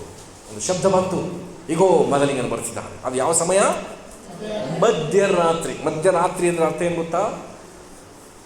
ನಾವು ಗಾಢ ನಿದ್ರೆಗೆ ಹೋಗಿ ಒಂದು ಸನ್ನಿವೇಶ, ಏನು ನಡೀತಾ ಇದೆ ಎಂಬುದನ್ನು ಗ್ರಹಿಸಲಿಕ್ಕೆ ಆಗದೇ ಇರುವಂಥ ಸನ್ನಿವೇಶ. ಇವತ್ತು ಲೋಕದಲ್ಲಿ ಏನು ನಡೀತದೆ ಅಂತ ತುಂಬ ಜನ ನ್ಯೂಸ್ ನೋಡ್ಬೋದು, ಕೆಲವು ನೋಡದೇ ಇರ್ಬೋದು. ಏನು ನೋಡ್ತಿದ್ದೀವೋ, ಏನು ಕೇಳಿಸ್ಕೊಳ್ತಿದ್ದೀವೋ ಅಷ್ಟೇ ನಡೀತಾ ಇಲ್ಲ. ಏನು ನಡೀತಿದೆ ಲೋಕದಿಂದ ನಮಗೆ ಯಾರಿಗೂ ಕೂಡ ಗೊತ್ತಿಲ್ಲದಿರುವಂಥ ಗಳಿಗೇನೆ ಇದಾಗಿದೆ. ಇಂಥ ಸನ್ನಿವೇಶದಲ್ಲಿ ಸ್ವಲ್ಪವಾಗಿ ಗಮನ ಇಡ್ರಿ. ಮಧ್ಯರಾತ್ರಿ ಒಂದು ಕೂಗಾಗ್ತದೆ, ಏನಂತ? ಈಗೋ ಮದಲಿಂಗನು. ಆ ಭಯ ಸ್ಟಾರ್ಟ್ ಆಗುತ್ತೆ.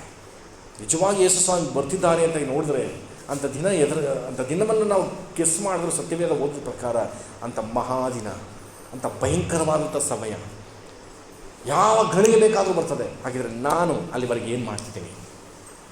ಬಟ್ ಸತ್ಯ ಹೇಳ್ತೀನಿ, ನಾವೆಲ್ಲ ಮಲಗ್ತೀವಿ, ನಾವು ತೂಗುಡಿಸ್ತೀವಿ, ನಿದ್ರೆ ಮಾಡ್ತೀವಿ, ಬಲಹೀನರಾಗ್ತೀವಿ. ಆದರೆ ಅಲ್ಲಿ ಒಂದೇ ಒಂದು ಘಟನೆ ನಡೀತಿದೆ. ಅಲ್ಲಿ ಏನಂತ? ಆಗ ಆ ಕನ್ಯರೆಲ್ಲರೂ ಎಚ್ಚೆತ್ತು ತಮ್ಮ ಆರತಿಗಳನ್ನು ನೆಟ್ಟಗೆ ಮಾಡಿದರು. ಏನನ್ನ ನೆಟ್ಟಗೆ ಮಾಡಿದ್ರು? ಆರತಿಗಳು ಅಂತ ಹೇಳಿದ್ರೆ ನಾನು ಯಾವುದಕ್ಕೆ ಹೋಲಿಕೆ ಅಂತ ಹೇಳಿದೆ? ನಾನು ಮೀನ್ಸ್ ನನ್ನ ದೇಹ, ಇದಕ್ಕೆ ಹೋಲಿಕೆ, ನನಗೆ ಹೋಲಿಕೆ. ಎಣ್ಣೆ ಇಲ್ಲದವರು ಕೂಡ ಆರತಿಗಳನ್ನು ನೆಟ್ಟಗೆ ಮಾಡಿದ್ರ? ಹೌದು. ಆ ಕನ್ಯರೆಲ್ಲ ಎಚ್ಚೆತ್ತು ಏನು ಮಾಡಿದ್ರಂತೆ? ಆರತಿಗಳನ್ನು ನೆಟ್ಟಿಗೆ ಮಾಡಿದ್ರಂತೆ, ಸಿದ್ಧಪಡಿಸ್ಕೊಂಡ್ಬಿಟ್ರು. ಎಸ್ ಸ್ವಾಮಿ, ನಾನು ಸಿದ್ಧ, ಇದೋ ನಾನು ಪ್ರಾರ್ಥನೆ ಮಾಡ್ತೀನಿ, ಇದೋ ನಾನು ಸತ್ಯವೇದ ಓದ್ತೀನಿ, ಪ್ರಿಪೇರ್ ಮಾಡ್ಕೊಂಡ್ಬಿಡ್ಬೋದು ಆ ಗಳಿಗೆನಲ್ಲಿ. ಆದರೆ ಅಲ್ಲಿ ಬಹಳ ಪ್ರಾಮುಖ್ಯವಾದಂಥದ್ದು ಒಂದು ವಿಷಯ ಹೇಳ್ತಿದ್ದಾರೆ. ಇಲ್ಲ ಅಂತ ಹೇಳಿ ಗೊತ್ತಾದಾಗ 7ನೇ ವಚನ, ಆಗ ಕನ್ನಿಕೆಯರೆಲ್ಲರೂ ಎಚ್ಚೆತ್ತು ಆರತಿಗಳನ್ನು ನೆಟ್ಟಿಗೆ ಮಾಡಿದರು. ಹಾಗೆ ಬುದ್ಧಿ ಇಲ್ಲದವರು ಬುದ್ಧಿವಂತಿಯರಿಗೆ ನಿಮ್ಮ ಎಣ್ಣೆಯಲ್ಲಿ ನಮಗೆ ಸ್ವಲ್ಪ ಕೊಡಿರಿ, ನಮ್ಮ ಆರತಿಗಳು ಆರಿ ಹೋಗುತ್ತವೆ ಅಂತ ಹೇಳ್ತಾರೆ. ಹಾಗಿದ್ರೆ ಆರಿ ಹೋಗುತ್ತವೆ ಅಂದರೆ ಇವರ ಆರತಿ ಉರಿತಾ ಇತ್ತಾ? ಗಮನ ಇಡ್ರಿ. ಆರಿ ಹೋಗುತ್ತದೆ ಅಂದ್ರೆ ಅರ್ಥ ಏನು? ಇವರ ಆರತಿ ಉರಿತಾ ಇತ್ತಾ? ಉರಿತಾ ಇತ್ತು. ಹಾಗಿದ್ರೆ ಇವ್ರ ಹತ್ರ ಎಣ್ಣೆ ಇತ್ತಾ? ಇತ್ತು. ದೀಪಕ್ಕಾಗಿ ಅಷ್ಟಿತ್ತು, ಕರೆಕ್ಟ್, ಸ್ವಲ್ಪ ಇತ್ತು. ಇನ್ನು ಹೇಳ್ತೀನಿ, ಪರಿಶುದ್ಧಾತ್ಮ ಹೇಳ್ತಾರೆ ನೋಡಿ, ಪರಿಶುದ್ಧಾತ್ಮನನ್ನು ನಂದಿಸ್ಬೇಡ್ರಿ ಅಂತ. ನಂದಿಸ್ಬೇಡ್ರಿ ಅರ್ಥ ಏನು? ತೀರೋಗಕ್ಕೆ ಮುಂಚೆ ಹಾಕಿ ಮತ್ತೆ ಮತ್ತೆ ಅಭಿಷೇಕವನ್ನು ತುಂಬಿಸಿ ಕಡಿಮೆ ಮಾಡ್ಕೊಬಿಡ್ಬೇಡಿ ಅಂತ. ಇವರ ದೀಪ ಆರೋಗ್ತದೆ. ಇವರು ರಕ್ಷಣೆಯಲ್ಲಿದ್ದರು, ದೇವ್ರಿಗಾಗಿ ಬಾಳ್ದವರು, ಅನ್ಯ ಭಾಷೆ ಮರ ಹೊಂದ್ಕೊಂಡವರು, ಅಭಿಷೇಕ ಹೊಂದವರು, ಅನೇಕರಿಗೆ ಪ್ರಾರ್ಥನೆ ಮಾಡಿದವರು, ಸಿದ್ಧರಾದಂಥ ಕನ್ಯೆಯರು ಇವರು. ಮದಲಿಂಗನ ಬರೋಣದ ಸ್ವರ ಕೇಳಿಸ್ಕೊಂಡು ಎಚ್ಚೆತ್ತು ತಮ್ಮ ದೀಪಗಳನ್ನು, ತಮ್ಮ ಆರತಿಗಳನ್ನು ನೆಟ್ಟು ಮಾಡ್ಕೊಂಡಂಥವ್ರು ಇವರು. ಆದರೆ ತಮ್ಮಲ್ಲಿರುವಂಥ ಅಭಿಷೇಕನ ದಿನೇ ದಿನೇ ದಿನೇ ದಿನೇ ಕುಗ್ಗುವುದಕ್ಕೆ ಬಿಟ್ಟುಕೊಟ್ಟು ಅದರ ಬಗ್ಗೆ ಎಚ್ಚರಿಕೆ ವಹಿಸಲಿಲ್ಲ. ನನ್ನೊಳಗೆ ಮತ್ತು ಅಭಿಷೇಕ ಏನಾಗಿದೆ, ನನ್ನೊಳಗೆ ಮತ್ತು ಆರತಿ ಉರಿಬೇಕಾದಂಥ ಆ ಎಣ್ಣೆ ಕಾಪಾಡಿಕೊಂಡಿದ್ದೀನಿ ಎಂಬ ಒಂದು ಗಮನ ಅವರಲ್ಲಿ ಇರಲಿಲ್ಲ. ಇವತ್ತು ಸಭೆಗೆ ಬಂದಿರುವಂಥ ನಿಮಗೆ ಒಂದು ಅವಕಾಶ ಇದೆ. ಇನ್ನು ದೇವರ ಬರೋಣ ಆಗಿಲ್ಲ, ಕಾದಿದ್ದೇವೆ ನಾವು. ಅಷ್ಟರ ಒಳಗಾಗಿ ನಿನ್ನ ವೈಯಕ್ತಿಕ ಜೀವನದಲ್ಲಿ ಪ್ರಾರ್ಥಿಸಿ ನಿನ್ನೊಳಗಿರುವಂಥ ಆ ಎಣ್ಣೆಯನ್ನು, ಆ ಅಭಿಷೇಕವನ್ನು ಹೆಚ್ಚಿಸಿಕೊಳ್ಳುವುದಕ್ಕೆ ನಿನ್ನ ಮನಸ್ಸು ಮಾಡು. ದೇವರು ನನ್ನನ್ನು ಅಭಿಷೇಕ ಮಾಡು, ನನ್ನೊಳಗಿರುವಂಥ ದೀಪ ಉರಿಯೋದಕ್ಕೆ. ಮತ್ತಾಯ 5:14 ಸೇರುತ್ತೆ, ನೀವು ಲೋಕಕ್ಕೆ ಬೆಳಕಾಗಿದ್ದೀರಿ. ಆ ಲೋಕಕ್ಕೆ ಬೆಳಕು ಕೊಡಲಿಕ್ಕೆ ಈ ದೀಪ ಉರಿಲಿಕ್ಕೆ ಆ ಅಭಿಷೇಕ ಅನ್ನುವಂಥ ಎಣ್ಣೆಯನ್ನು ನನ್ನಲ್ಲಿ ಇನ್ನೂ ಹೆಚ್ಚಿಸು ಸ್ವಾಮಿ. ಇವತ್ತು ತುಂಬ ಜನ ಲೋಕಕ್ಕೆ ಯಾಕೆ ಬೆಳಕು ಕೊಡೋಕ್ಕಾಗ್ತಿಲ್ಲ ಗೊತ್ತಾ? ಎಣ್ಣೆ ಇಲ್ಲ. ತನ್ನ ಕುಟುಂಬಕ್ಕೆ ಅನೇಕರು ಬೆಳಕು ಕೊಡೋಕ್ಕಾಗ್ತಿಲ್ಲ. ಯಾಕೆ ಗೊತ್ತಾ? ಎಣ್ಣೆ ಇಲ್ಲ. ಇವತ್ತು ತುಂಬ ಕುಟುಂಬಗಳು ಕಣ್ಣೀರಿಡುವುದಕ್ಕೆ ಕಾರಣ ನಿನ್ನೊಳಗಿರುವಂಥ ಎಣ್ಣೆ ಬತ್ತಿ ಹೋಗಿರುವುದರಿಂದ. ಇವತ್ತು ಎಲ್ರಿಗೂ ದೀಪದ ಅನುಭವಗಳು ಕಡಿಮೆ ಆಗಿಬಿಟ್ಟಿದೆ. ಈಗಿನ ನಮ್ಮ ಮಕ್ಕಳಿಗಂತೂ ದೀಪದ ಅನುಭವಗಳೇ ಇಲ್ಲ. ನಮ್ಮ ಇವತ್ತು ಅನೇಕರಿಗಾದ ಅನುಭವ ಇದೆ. ದೀಪದ ಬೆಳಕನ್ನು ಓದಿದಂಥವ್ರು ಇಲ್ಲಿದ್ದೀರಿ, ದೀಪದ ಬೆಳಕಲ್ಲಿ ಬಾಳದಂಥವ್ರು ಇದ್ದೀರಿ, ಕರೆಂಟೇ ಇಲ್ಲದೆ ಬದುಕಿದಂಥವ್ರು ನಾವೆಲ್ಲ ಅಲ್ವಾ? ನೀವು ಹುಟ್ಟಿದಾಗ ನಿಮ್ಮಲ್ಲಿ ಕರೆಂಟ್ ಇಲ್ಲದವ್ರು ಎಷ್ಟು ಜನ ಇದ್ದೀರಿ? ನಮ್ಮಲ್ಲಿ ಕರೆಂಟ್ ಇರಲಿಲ್ಲ ನಾನು ಹುಟ್ಟಿದಾಗ, ಹೌದಾ? ಕೇಳಿಸಿಲ್ಲ ಕೆಲವರಿಗೆ, ಗಮನಿಸ್ರಿ. ಆಮೇಲೆ ಹಲ್ಲೆಲೂಯಾ.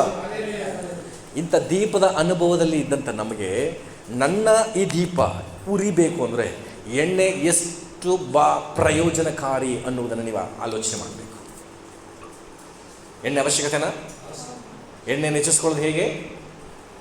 ಆ ಅಭಿಷೇಕವನ್ನು ಹೆಚ್ಚಿಸ್ಕೊಳ್ಳೋದು ಹೇಗೆ?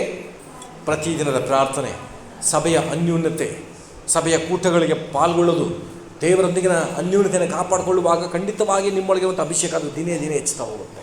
ದಿನೇ ದಿನೇ ಹೆಚ್ಚುತ್ತೆ. ವಾಕ್ಯ ಹೇಳ್ತದೆ, ತುಂಬಿ ಹೊರಸೂಸುವಂಥ ಅನುಭವಕ್ಕೆ ಬರಬೇಕು. ಏಜ್ಕೇಲ್ ಏನು ಹೇಳ್ತಾನೆ?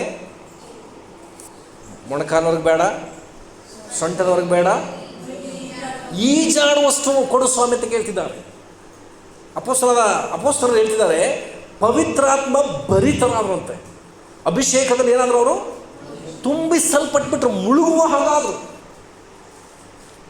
ಗಮನಿಸ್ರಿ, ಪ್ರತಿಯೊಬ್ಬ ಶಿಷ್ಯನು ಅಭಿಷೇಕದಲ್ಲಿ ತುಂಬಿಸಲ್ಪಡ್ತಾನೆ. ನಾನಿಲ್ಲಿದ್ದೀನಿ, ನನ್ನನ್ನು ಅಭಿಷೇಕದಲ್ಲಿ ತುಂಬಿಸೋದು. ಆದರೆ ಪ್ರಿಯ ಶಿಷ್ಯನಾದ ಯೋಹಾನನನ್ನು ಅಭಿಷೇಕದ ಒಳಗಡೆಗೆ ಅಜ್ಬಿಟ್ರಂತೆ. ನಮ್ಮ ಭಾಷೆಯಲ್ಲಿ ಅದ್ದೋದು ಗೊತ್ತಾ? ಟೀ ಬ್ಯಾಗ್ಸ್ ಗೊತ್ತಾ? ಟೀ ಬ್ಯಾಗ್ಸ್ ಡಿಪ್ ಮಾಡ್ತೀವಿ ಗೊತ್ತಾ? ಅದೇನು ಮಾಡ್ತೀವಿ? ಮುಳುಗಿಸ್ತೀವಿ, ಹೌದಾ? ಆ ಮುಳುಗಿಸುವಂತಹ ಕಾರ್ಯ ಅಭಿಷೇಕ ಅನ್ನುವಂಥದ್ದು ಪ್ರಿಯ ಶಿಷ್ಯನಾದ ಯೋಹಾನನನ್ನು ಅಭಿಷೇಕಕ್ಕೆ ಮುಳುಗಿಸ್ಬಿಟ್ಟಿರುತ್ತೆ. ಅದಕ್ಕೆ ಅವನು ಹೇಳ್ತಾನೆ, ನಾನು ದೇವರಾತ್ಮನಿಗೆ ವಶವಾದೀನು ಅಂತ. ದೇವರಾತ್ಮನನ್ನು ನಾನು ವಶ ಮಾಡ್ಕೊಳ್ಳೋದು ಬೇರೆ, ಆತನಿಗೆ ನಾನು ವಶವಾಗುವುದು ಬೇರೆ. ಹಲ್ಲೆಲೂಯ. ದೇವರಾತ್ಮನಿಗೆ ವಶವಾಗಿಬಿಟ್ರೆ ನೀನು ನಿದ್ರೆ ಮಾಡಿ ಕಡೇ ಗಳಿಗೆನಲ್ಲಿ ಎಲ್ಲ ಎದ್ದು ಹೊರಟೋಗಿದ್ರು ಕೂಡ, ಗಮನಿಸ್ರಿ, ನಾನು ಹೀಗೆ ಹೇಳ್ತೀನಿ, ಈಗೋ ಮೊದಲು ಹಿಂಗು ಅಂತ ಅಂದಾಗ ಎಲ್ಲರೂ ಎಚ್ಚರವಾದ್ರಲ್ವಾ? ತಮ್ಮ ದೀಪಗಳನ್ನ ನೆಟ್ಟಿಗೆ ಮಾಡ್ಕೊಂಡ್ರಲ್ವಾ? ಇದು ನನ್ನ ಕಲ್ಪನೆ. ನೀನು ಅಭಿಷೇಕಲ್ಲಿ ತುಂಬಿ ಹೊರಸೂಸಿದ್ರೆ 9 ಜನ ಎದ್ದು ಒಳಕ್ಕೆ ಹೋಗಿದ್ರು, ಯೇಸು ಸ್ವಾಮಿ ಬಂದು ತಟ್ಟಿ ಎದ್ದೇಳಿಸಿ, ಬಾ ಒಳಗೆ ಟೈಮ್ ಆಯಿತು ಅಂತ ಕರೀತಾರೆ. ಆಮೇಲೆ ಹಲ್ಲೆಲೂಯ. ಕಾರಣ ನಿನ್ನಲ್ಲಿ ಏನಿದೆ? ಅಭಿಷೇಕ ಇದೆ, ಅಭಿಷೇಕ ಇದೆ. ಆ ಎಣ್ಣೆ ಅನ್ನುವಂಥದ್ದು ನೀನು ಪ್ರತಿಯೊಬ್ಬೊಬ್ಬ ಸ್ತ್ರೀ, ಪ್ರತಿಯೊಬ್ಬೊಬ್ಬ ಮೊದಲಿಗಿತ್ತಿಯು ಕಾದುಕೊಳ್ಳಲೇಬೇಕಾದಂಥ ಒಂದು ಅಂಶ. ನನ್ನೊಳಗೆ ನನ್ನ ಯೇಸು ಸ್ವಾಮಿ ನಂಬಿ ಬರ್ತಾ ಇದ್ದೆ. ಗಮನಿಸ್ರಿ, ನಾನು ಪ್ರೇಯರ್ ಮಾಡಿಸ್ಕೊತಿದ್ದೀನಿ, ಕಷ್ಟವಾಸಿ ಆಗುತ್ತೆ ಅಂತ ಬಂದಿರುವಂಥವರೇ, ನನಗೂ ಸರಿಯಾಗುತ್ತೆ, ನನ್ನ ಕುಟುಂಬ ಸರಿಯಾಗುತ್ತೆ ಅಂತ ಬಂದಿರೋರೇ, ಯೇಸು ಸ್ವಾಮಿ ನಿನ್ನೊಳಗೆ ನೀನು ಕಾದುಕೊಂಡ್ರೆ ನಾಳೆ ನೀನು ಸತ್ರು, ಯೇಸು ಸ್ವಾಮಿ ಪರಲೋಕದಿಂದ ನಾಳೆ ಬಂದರು, ನಿನಗೂ ನನಗೂ ಸಾವಿಲ್ಲ, ನಿನಗೂ ನನಗೂ ನರಕ ಇಲ್ಲ, ನಾನು ಪರಲೋಕಕ್ಕೆ ಹೋಗ್ಬಿಡ್ತೀನಿ ಅನ್ನುವ ನಿರೀಕ್ಷೆ, ಅನ್ನೋ ನಂಬಿಕೆಯಲ್ಲಿ ನೀವು ಕೂತ್ಕೊಳ್ರಿ. ಹಲ್ಲೆಲೂಯಾ. ಯೇಸು ಸ್ವಾಮಿ ಬಂದಿರೋದೇ ನನ್ನನ್ನು ನರಕದಿಂದ ತಪ್ಪಿಸಿ ಸ್ವರ್ಗಕ್ಕೆ ಕರ್ಕೊಂಡು ಹೋಗ್ಲಿಕ್ಕೋಸ್ಕರ. ಆ ಸ್ವರ್ಗಕ್ಕೆ ಹೋಗ್ಲಿಕ್ಕೆ ಬೇಕಾಗುವಂಥ ಅವಶ್ಯಕತೆ ಏನು? ಆರತಿಗಳ ಸಂಗಡ. ನಮ್ಮೆಲ್ಲರ ಹತ್ರ ಆರತಿ ಗ್ಯಾರಂಟಿ ಇದೆ, ಹೌದಲ್ವಾ? ಆರತಿ ಸಿದ್ಧಪಡಿಸ್ಕೋಬೇಕು ನಾವು ಅಷ್ಟೇ. ಆರತಿ ಇದೆಯಾ? ಆರತಿನ ನಾವು ಈಗ ಕೊಂಡ್ಕೋಬೇಕಾ? ಇಲ್ಲ, ಆರತಿ ನಮ್ಮ ಹತ್ರ ಇದೆ ಆಲ್ರೆಡಿ.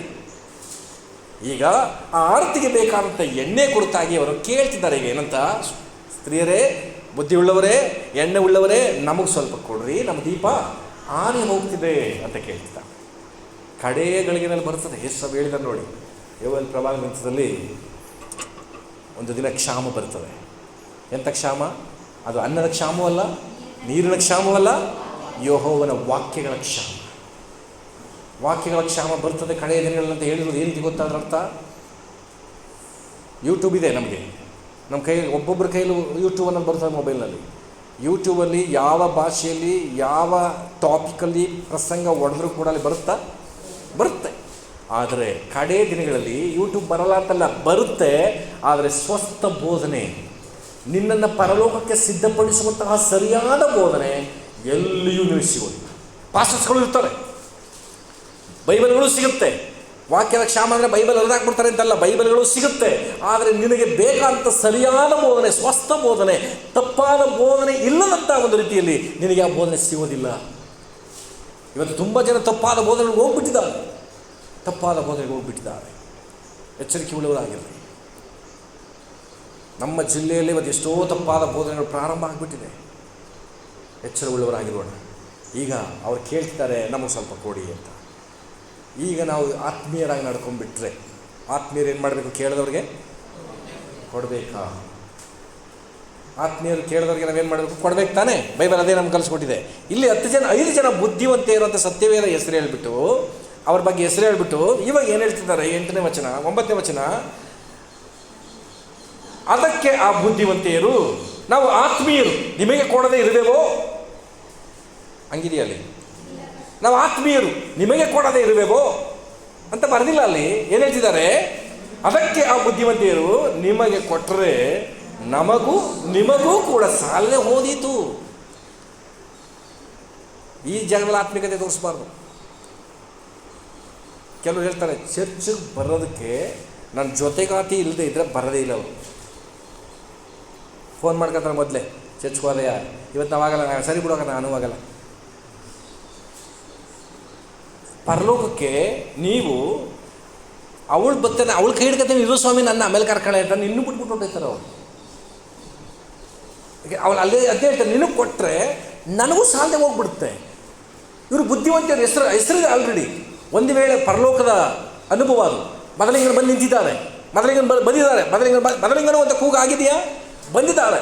ಯೇಸು ಸ್ವಾಮಿ ಅದನ್ನು ಇವ್ರ ಹತ್ರ ಇಷ್ಟು ವರ್ಷ ಕಾಪಾಡಿಕೊಂಡಿದ್ದಂಥ ಎಣ್ಣೆನ ಅವ್ರಿಗೂ ಕೊಟ್ಟು ನರಕಕ್ಕೆ ಹೋಗಿ ಅವಳನ್ನೂ ಕರ್ಕೊಬಂದ್ಬಿಟ್ರಲ್ಲ ಅಂತ ಸಂತೋಷ ಪಡಬಹುದಾಗಿತ್ತು. ಆದರೆ ಯೇಸು ಸ್ವಾಮಿ ಹೇಳ್ತಿದ್ದಾರೆ, ನೀ ಕೊಡಬೇಡ ಆ ಗಳಿಗೆನಲ್ಲಿ. ಇಷ್ಟು ವರ್ಷ ಪಾಸ್ಟ್ ಚರ್ಚಲ್ಲಿ ಕೂರಿಸ್ಬಿಟ್ಟು ತಗೋ ಎಣ್ಣೆನ ಅಂತ ತಕ್ಕಳ್ದಿ. ಈಗ ಕಡೆಗಳಿಗೆ ಎಣ್ಣೆ ಕೊಡೋದು ಬಂದಿದ್ದಾರಲ್ಲ, ನೀ ಕೊಡಬೇಡ ಅವ್ರಿಗೆ. ಯೇಸು ಸ್ವಾಮಿ ಹೇಳುವಂಥ ಮಾತು, ಏನು ಮಾಡಬೇಡ, ಎಣ್ಣೆನ ಕೊಡಬೇಡ. ಪ್ರತಿ ವಾರ ಸಭೆಗೆ ಬಂದಾಗ ದೇವರಾತ್ಮನ ನುಡಿಗಳನ್ನು ಕೇಳಿಯೂ ನಿನ್ನ ಅಭಿಷೇಕನ ಹೆಚ್ಚಿಸ್ಕೊಳ್ಳಿಲ್ಲ, ನಿನ್ನ ಎಣ್ಣೆನ ಹೆಚ್ಚಿಸ್ಕೊಳ್ಳಿಲ್ಲ ಅಂದರೆ ಕಡೆಗಳಿಗೆ ಬಂದು ನೀನು ಕೇಳಿದ್ರೆ ಆ ಎಣ್ಣೆ ನಿನಗೆ ಸಿಗೋದಿಲ್ಲ. ಅವ್ರೇನು ಮಾಡ್ತಾರೆ, ಒಂದು ವೇಳೆ ಕೊಡ್ಬೋದು, ಬಟ್ ನನಗೂ ಸಾಲದೆ ಹೋಗ್ಬಿಟ್ರೆ ಪರಲೋಕದ ದಾರಿ ಎಷ್ಟು ದೂರ ಇದೆ ಗೊತ್ತಿಲ್ಲ ನನಗೆ. ಈಗ ಆರ್ತಿ ತಗೊಂಡಿದ್ದಾರೆ, ಎಣ್ಣೆ ಇದೆ, ಯೇಸು ಸ್ವಾಮಿ ಬನ್ನಿ ಒಳಕ್ಕೆ ಅಂತ ಕರೆದುಬಿಟ್ರು, ನನ್ನ ಜೊತೆ ಇರ್ರಿ ಕರೆದ್ರು. ಹೇಗೂ ಬಂದೈತೆ ಅಂತ ಆರ್ತಿನ ಉಫ್ ಅಂತ ಆರಿಸ್ಬಿಟ್ಟು ಜೊತೆಗೋಬೋದಾಗಿತ್ತಾನೆ. ರೂಲ್ಸ್ ಏನು ಗೊತ್ತಾ, ಆ ದೀಪ ಹಿಡ್ಕೊಂಡು ಯೇಸು ಸ್ವಾಮಿ ಎಲ್ಲಿ ಗಂಟು ಜೊತೆ ಕರ್ಕೊಯ್ತಾರೋ ಉರಿತಾನೆ ಇರಬೇಕು ಅದು. ಹಲ್ಲೆಲೂಯಾ. ಅದಕ್ಕೆ ಅವ್ರು ಹೇಳ್ತಾರೆ, ನಂಗೆ ಸಾಲದ ಓದಿತ್ತು ಗೊತ್ತಿಲ್ಲ, ಎಷ್ಟು ದೂರ ಕರ್ಕೊಂಡೋಗ್ತಾರೆ ಯೇಸು ಸ್ವಾಮಿ ನಂಗೆ ಗೊತ್ತಿಲ್ಲ, ಬಟ್ ತಗೊಂಡ್ರೆ ಎಣ್ಣೆ ನನ್ನ ಕಡೆವರೆಗೂ ನನಗೆ ಬರಬೇಕು. ಆದ್ದರಿಂದ ನೀವೇನು ಮಾಡಿ, ಈಗ ಒಂದು ಬುದ್ಧಿವಂತರು ಒಂದು ಆಲೋಚನೆ ಕೊಡ್ತಾರೆ. ಬುದ್ಧಿವಂತೆಯರು ಲಾಸ್ಟ್ ಟೈಮಲ್ಲಿ ಕೊಡುವಂತಹ ಆಲೋಚನೆ ಇಟ್ಸ್ ಅ ವೆರಿ ಡೇಂಜರಸ್. ಇವರೆಲ್ಲಿ ಕಳಿಸ್ತವ್ರೆ, ನೀವು ಸ್ವಲ್ಪ ಹೊತ್ತು ಇದ್ದೇ ಕೂತೀರಿ, ಅಯ್ಯೋ ಅಪ್ಪ ಅಂತ ಕಾಲು ಹಿಡ್ಕೊಂಬಿಡಿ ಅವನ್ನ, ಯಾಕೋ ಬಿಡ್ಕೊಂಡಂಗೆ ಒಳ ಕರ್ಕತ್ತಾರೆ ಅಂತ ಹೇಳ್ಬೋದಾಗಿತ್ತೇನೋ, ನಾನು ಗೆಸ್ಸಿಂಗ್ ಇದು. ಇವರೇನು ಮಾಡಿದ್ರು, ಈಗೋ ಮದನಿಂಗನು ಬಂದು ನಿಂತವನೇ ಮದನಿಂಗ, ಈಗ ಅಂಗಡಿಯವ್ರ ಹತ್ರಕ್ಕೆ ಹೋಗಿ ಅಂತ ಕಳಿಸ್ಬಿಟ್ರು ಇವರು. ನೋಡಿ ಯಾರಿವರು, ಬುದ್ಧಿವಂತೆಯರು. ಇಷ್ಟು ವರ್ಷ ಬುದ್ಧಿ ಇಲ್ಲದವರೇ, ಅಭಿಷೇಕಕ್ಕಾಗಿ ತವಕ ಪಡೆದವರೇ. ನಿಮಗೆ ಕೆಲವು ವೇಳೆ ಆತ್ಮೀಯರೇ ನಿಮ್ಮನ್ನು ದೇವರಿಂದ ದೂರ ಮಾಡೋದಕ್ಕೆ ಕಡೆಗಳು. ಅಭಿಷೇಕ ಇಲ್ಲದವರು ಆತ್ಮೀಯರು ಏನು ಅರ್ಥ ಗೊತ್ತಾ, ನೀನು ಕೆಲವು ದೇವ ಸೇವಕರ ಮಾತುಗಳೇ, ದೇವ ಸೇವಕರುಗಳ ಬೋಧನೆಗಳೇ ನಿಮ್ಮನ್ನು ದೇವರಿಂದ ದೂರ ಮಾಡಿಬಿಡುತ್ತೆ. ಹಲ್ಲೆಲೂಯಾ. ಎಲ್ಲೇ ಒಬ್ಬ ಸಹೋದರ ಬಂದಿದ್ರು, ನನ್ನ ಹಳೆಯ ಸಭೆ ವಿಶ್ವಾಸ, ಬೇರೊಂದು ಕಡೆ ಹೋಗ್ತಾಯಿದ್ರು. ಆಗ ಅನೇಕ ಆಲೋಚನೆಯನ್ನು ಕೊಡುವಾಗ, ಇಲ್ಲ ಬಾಸ್ ಇದೇ ಸರಿ ಅದೇ ಸರಿ ನನ್ನ ಜೊತೆ ವಾದ ಮಾಡಿ ಸ್ಟಾರ್ಟ್ ಮಾಡಿದ್ರು. ಆದರೆ ಕಡೆಯದಾಗಿ ನಾನು ಎಲ್ಲ ಆಲೋಚನೆಯನ್ನು ಹೇಳಿದ ಮೇಲೆ ತಮ್ಮ ತಪ್ಪನ್ನು ಅರ್ಥ ಮಾಡಿಕೊಂಡು ಕೆಲವು ಮುನ್ಸೂಚನೆಗಳನ್ನು ದೇವರಾತ್ಮ ತೋರಿಸ್ತು, ಹೇಳ್ಕೊಟ್ಟದನ್ನೆಲ್ಲ ನಾನು ಹೇಳಿದೆ, ತಪ್ಪನ್ನು ಅರ್ಥ ಮಾಡಿಕೊಂಡು ಇನ್ನು ಮೇಲೆ ನಾನು ಎಚ್ಚರಿಕೆಯಾಗಿರ್ತೀನಿ ಪಾಸ್ಟರ್ ಅಂಥೇಳಿ ಅವ್ರು ಹೋದ ಸುಮಾರು 1 hour ಒಂದಿಬ್ಬರು ನನ್ನ ಹತ್ರ ಬಂದು ಅವ್ರು ಮಾತಾಡಿರುವಾಗ ನಮ್ಮ ಒಂದಿಬ್ಬರು ಸಹೋದರರು ಕೂಡ ಬಂದು ನೋಡಿದ್ರು, ನಮ್ಮ ಮನೇಲಿ ಬಂದು ಮಾತಾಡ್ತಾಯಿದ್ರು. ಹಲ್ಲೆಲೂಯಾ. ಕಡೆಗಳಿಗೆ ಬರ್ತದೆ, ಸೇವಕರಿಗಿಂತ ಮೋಸಪಡಿಸ್ಬಿಡ್ತಾರೆ. ಈ ಸ್ತ್ರೀಯರು ಏನು ಮಾಡಿದ್ರು ಗೊತ್ತಾ, ಮೋಸಪಡಿಸ್ಬೇಕು. ಯಾರು ಮೋಸ ಹೋಗ್ತಾರೆ ಗೊತ್ತಾ, ಯಾರಲ್ಲಿ ಎಣ್ಣೆ ಇಲ್ವೋ ಅವ್ರು ಹೇಳುವಂಥದ್ದು ನನ್ನ ಹಿತಕ್ಕಾಗಿ ಎಂಬುದಾಗಿ. ಆತ್ಮೀಯರ್ತಾನೆ, ಸೇವಕರ್ತಾನೆ ಅಂಥೇಳಿ ಸೇವಕರ ಮಾತನ್ನು ಕೇಳಿ ದೇವರಿಂದ ದೂರವಾಗುವಂಥ ಸನ್ನಿವೇಶ ಬರ್ತದೆ. ಒಳ್ಳೆಯ ಬೋಧನೆಯಿಂದ ದೂರವಾಗುವಂಥ ಸನ್ನಿವೇಶ ಬರ್ತದೆ. ಅನ್ಯೂನ್ಯತೆಯಿಂದ ದೂರವಾಗುವಂಥ ಸನ್ನಿವೇಶಗಳು ಬರ್ತದೆ, ಯಾವಾಗ ನಿನ್ನಲ್ಲಿ ಎಣ್ಣೆ ಇಲ್ಲದೆ ಇರುವಾಗ. ಈ ಸ್ತ್ರೀಯರು ಏನು ಮಾಡಿದ್ರು, ಮುಂದೆ ಓದ್ರಿ. ಆಗ 9ನೇ ವಚನ 10ನೇ ವಚನ 9ನೇ ವಚನ ಕಡೆ ಭಾಗ, ನೀವು ಮಾರುವವರ ಬಳಿಗೆ ಹೋಗಿ ಕೊಂಡುಕೊಂಡರೆ ಒಳ್ಳೆಯದು ಅಂತ. ಹೋಗಿ ಅಂತಲೇ ಹೇಳಲಿಲ್ಲ, ಅಲ್ಲಿ ಹೋಗಿದ್ರು ಒಳ್ಳೇದಾಯ್ತು ಅಂತ ಜಸ್ಟ್ ಒಂದು ಆಲೋಚನೆ ಹಾಕ್ಬಿಟ್ರು, ಐಡಿಯಾ ಕೊಟ್ಬಿಟ್ರು. ತಕ್ಷಣ ಏನಾಯ್ತು ಅವ್ರಿಗೆ ಐಡಿಯಾ ಬಂತಲ್ಲ, ನಿಜ ಮಾರೋರ ಬಳಿ ಹೋಗೋಣ. ಈಗ ಗಮನಿಸ್ರಿ, ಇದು ಯಾವ ಸಮಯದಲ್ಲಿ ನಡೀತಾ ಇದೆ ಅಲ್ಲ, ಸಮಯ ಬಗ್ಗೆ ಅಲ್ಲಿ ಹೇಳಿದೆ. ಮಧ್ಯರಾತ್ರಿ. ಈಗೋ ಮಧ್ಯರಾತ್ರಿಯಲ್ಲಿ ಮದನಿಂಗನು ಅಂತ ಕರೆದ್ರು. ಮಧ್ಯರಾತ್ರಿಯಲ್ಲಿ ಅಂಗಡಿನ ತಕ್ಕ ಕೂತಿರ್ತಾರ ಇವಳಿಗೆ? ಇಲ್ಲ. ಒಂದು ವೇಳೆ ಹೋಗಿ ಕೂಗಿದ್ರು, ಇದೋ ಬಂದೆ ಅಂತಾರ, ಮುಂದೆ ಅಂಗಡಿಗೆ ಹೋಗವ, ನಾನು ಬೇರೆ 10ವರೆಗೆ ಅಂಗಡಿ ಮುಚ್ಚಬೇಕಾದವ, 12ವರೆಗೆ ಮುಚ್ಚಿನಿ, ಎದ್ದೇಳಕ್ಕಾಗಲ್ಲ. ಎಷ್ಟು ಸ್ವಾಮಿ ಹೇಳಲ್ವಾ? ಒಬ್ಬನ ಬಳಿಯಲ್ಲಿ ಹೋಗಿ, ಸ್ನೇಹಿತನ ಬಳಿ ಹೋಗಿ ಬಾಗಿಲು ತಟ್ಟಿ, ಈಗೋ ನಾನು ದೂರದ ಊರಿದ ನನ್ನ ಸ್ನೇಹಿತರು ಬಂದುಬಿಟ್ಟಿದ್ದಾರೆ, ಒಂದು ರೊಟ್ಟಿಯನ್ನು ಕೊಡು. ಅವನೇನು ಹೇಳ್ತಾನೆ, ಒಳಗೆ ಮಲಗಿರೋನು, ನಾನು ಮಕ್ಕಳ ಕೂಡ ಮಲಗಿದ್ದೇನೆ, ನನಗೆ ತೊಂದರೆ ಪಡಿಸಬೇಡ ಹೇಳ್ತಾನ. ಈ ಎಣ್ಣೆ ಮಾರಕ್ಕೆ ಹೋದವ್ರ ಜಾಗದಲ್ಲಿ ಏನೆಲ್ಲ ಹೇಳ್ಬೋದು ಕಾರಣನ. ಒಂದು ಅಂಗಡಿಗೆ ತಟ್ಟಿರ್ತಾರೆ, ಎಣ್ಣೆ ಕೊಡು ಸ್ವಾಮಿ ಅಂತ. ಎಣ್ಣೆ ನಮ್ಮ ಅಂಗಡಿ ಖಾಲಿ ಕಡೆ ಮುಂದಕ್ಕೆ 2ನೇ ಅಂಗಡಿಗೆ ಹೋಗಿರ್ತಾರೆ, ಅಲ್ಲೂ ಕೂಗಿ ಕೂಗಿ ಕೂಗಿ. ಇವತ್ತು ಎಷ್ಟೋ ಜನ ಅಲಾರಾಮ್ ಕಿವಿ ನೋಡಿದ್ರು, ಪಕ್ಕದ ನೋಡಿದ್ರು ಎದ್ದೇಳಲ್ಲ, ಪಕ್ಕದ ಮನೆಯವರು ಎದ್ದೇಳಿರ್ತಾರೆ, ನಾವೇ ಎದ್ದೇಳಿರಲ್ಲ ಕೆಲವರು. ತಟ್ಟಿ ಎದ್ದೇಳಿಸಿದ ಮೇಲೆ ಅವನೇನು ಇರ್ತಾನೆ, ಒಳಗಡೆಯಿಂದ ಕೂಗಿರ್ತಾನೆ, ಯಾವ ಎಣ್ಣೆ ಬೇಕು? ದೀಪದ ಎಣ್ಣೆ. ಯಾರು ಖಾಲಿ ಹೋಗು, ಕೊಬ್ಬರಿ ಎಣ್ಣೆ ಬೇಕಾದ್ರೆ ಕೊಡ್ತೀನಿ. ಇಲ್ಲ ಅದೆಲ್ಲ ಬೇಕಾಗಿಲ್ಲ. ಮುಂದೆ ಅಂಗಡಿಗೆ ಹೋಗಿರ್ತಾಳೆ. ಈ ಥರ ಅನೇಕ ಅಂಗಡಿಗಳನ್ನ ಸುತ್ಕೊಂಬರಾಗ ಮಾದರಿಂಗಾಲ್ ಕಾಯ್ಕ ಕೂತಿರ್ತಾರೆ. ಸಭೆಗಳನ್ನು ಬಿಟ್ಟು ಸಭೆಗಳಿಗೆ ಅಲಿಯುವಂಥವರೇ ನಿಮ್ಮ ಗತಿ ಇದೇ ಆಗ್ತದೆ. ಹಲ್ಲೆಲೂಯಾ. ಕೆಲವರನ್ನ ಕೇಳಿದ್ರು, ನಮ್ಮಲ್ಲಿ ನಮ್ಮ ಆರಾಧನೆ ಸರಿ ಇಲ್ಲ ಪಾಸ್ಟ್ರೆ, ನಮ್ಮ ಬೋಧನೆ ಸರಿ ಇಲ್ಲ ಪಾಸ್ಟ್ರೆ, ನಿಮ್ಮ ಹತ್ರ ಬಂದುಬಿಡ್ತೀನಿ ಅಂತ ನಮ್ಮ ಜೊತೆ ಕೇಳಿದ್ರು ಕೆಲವರು.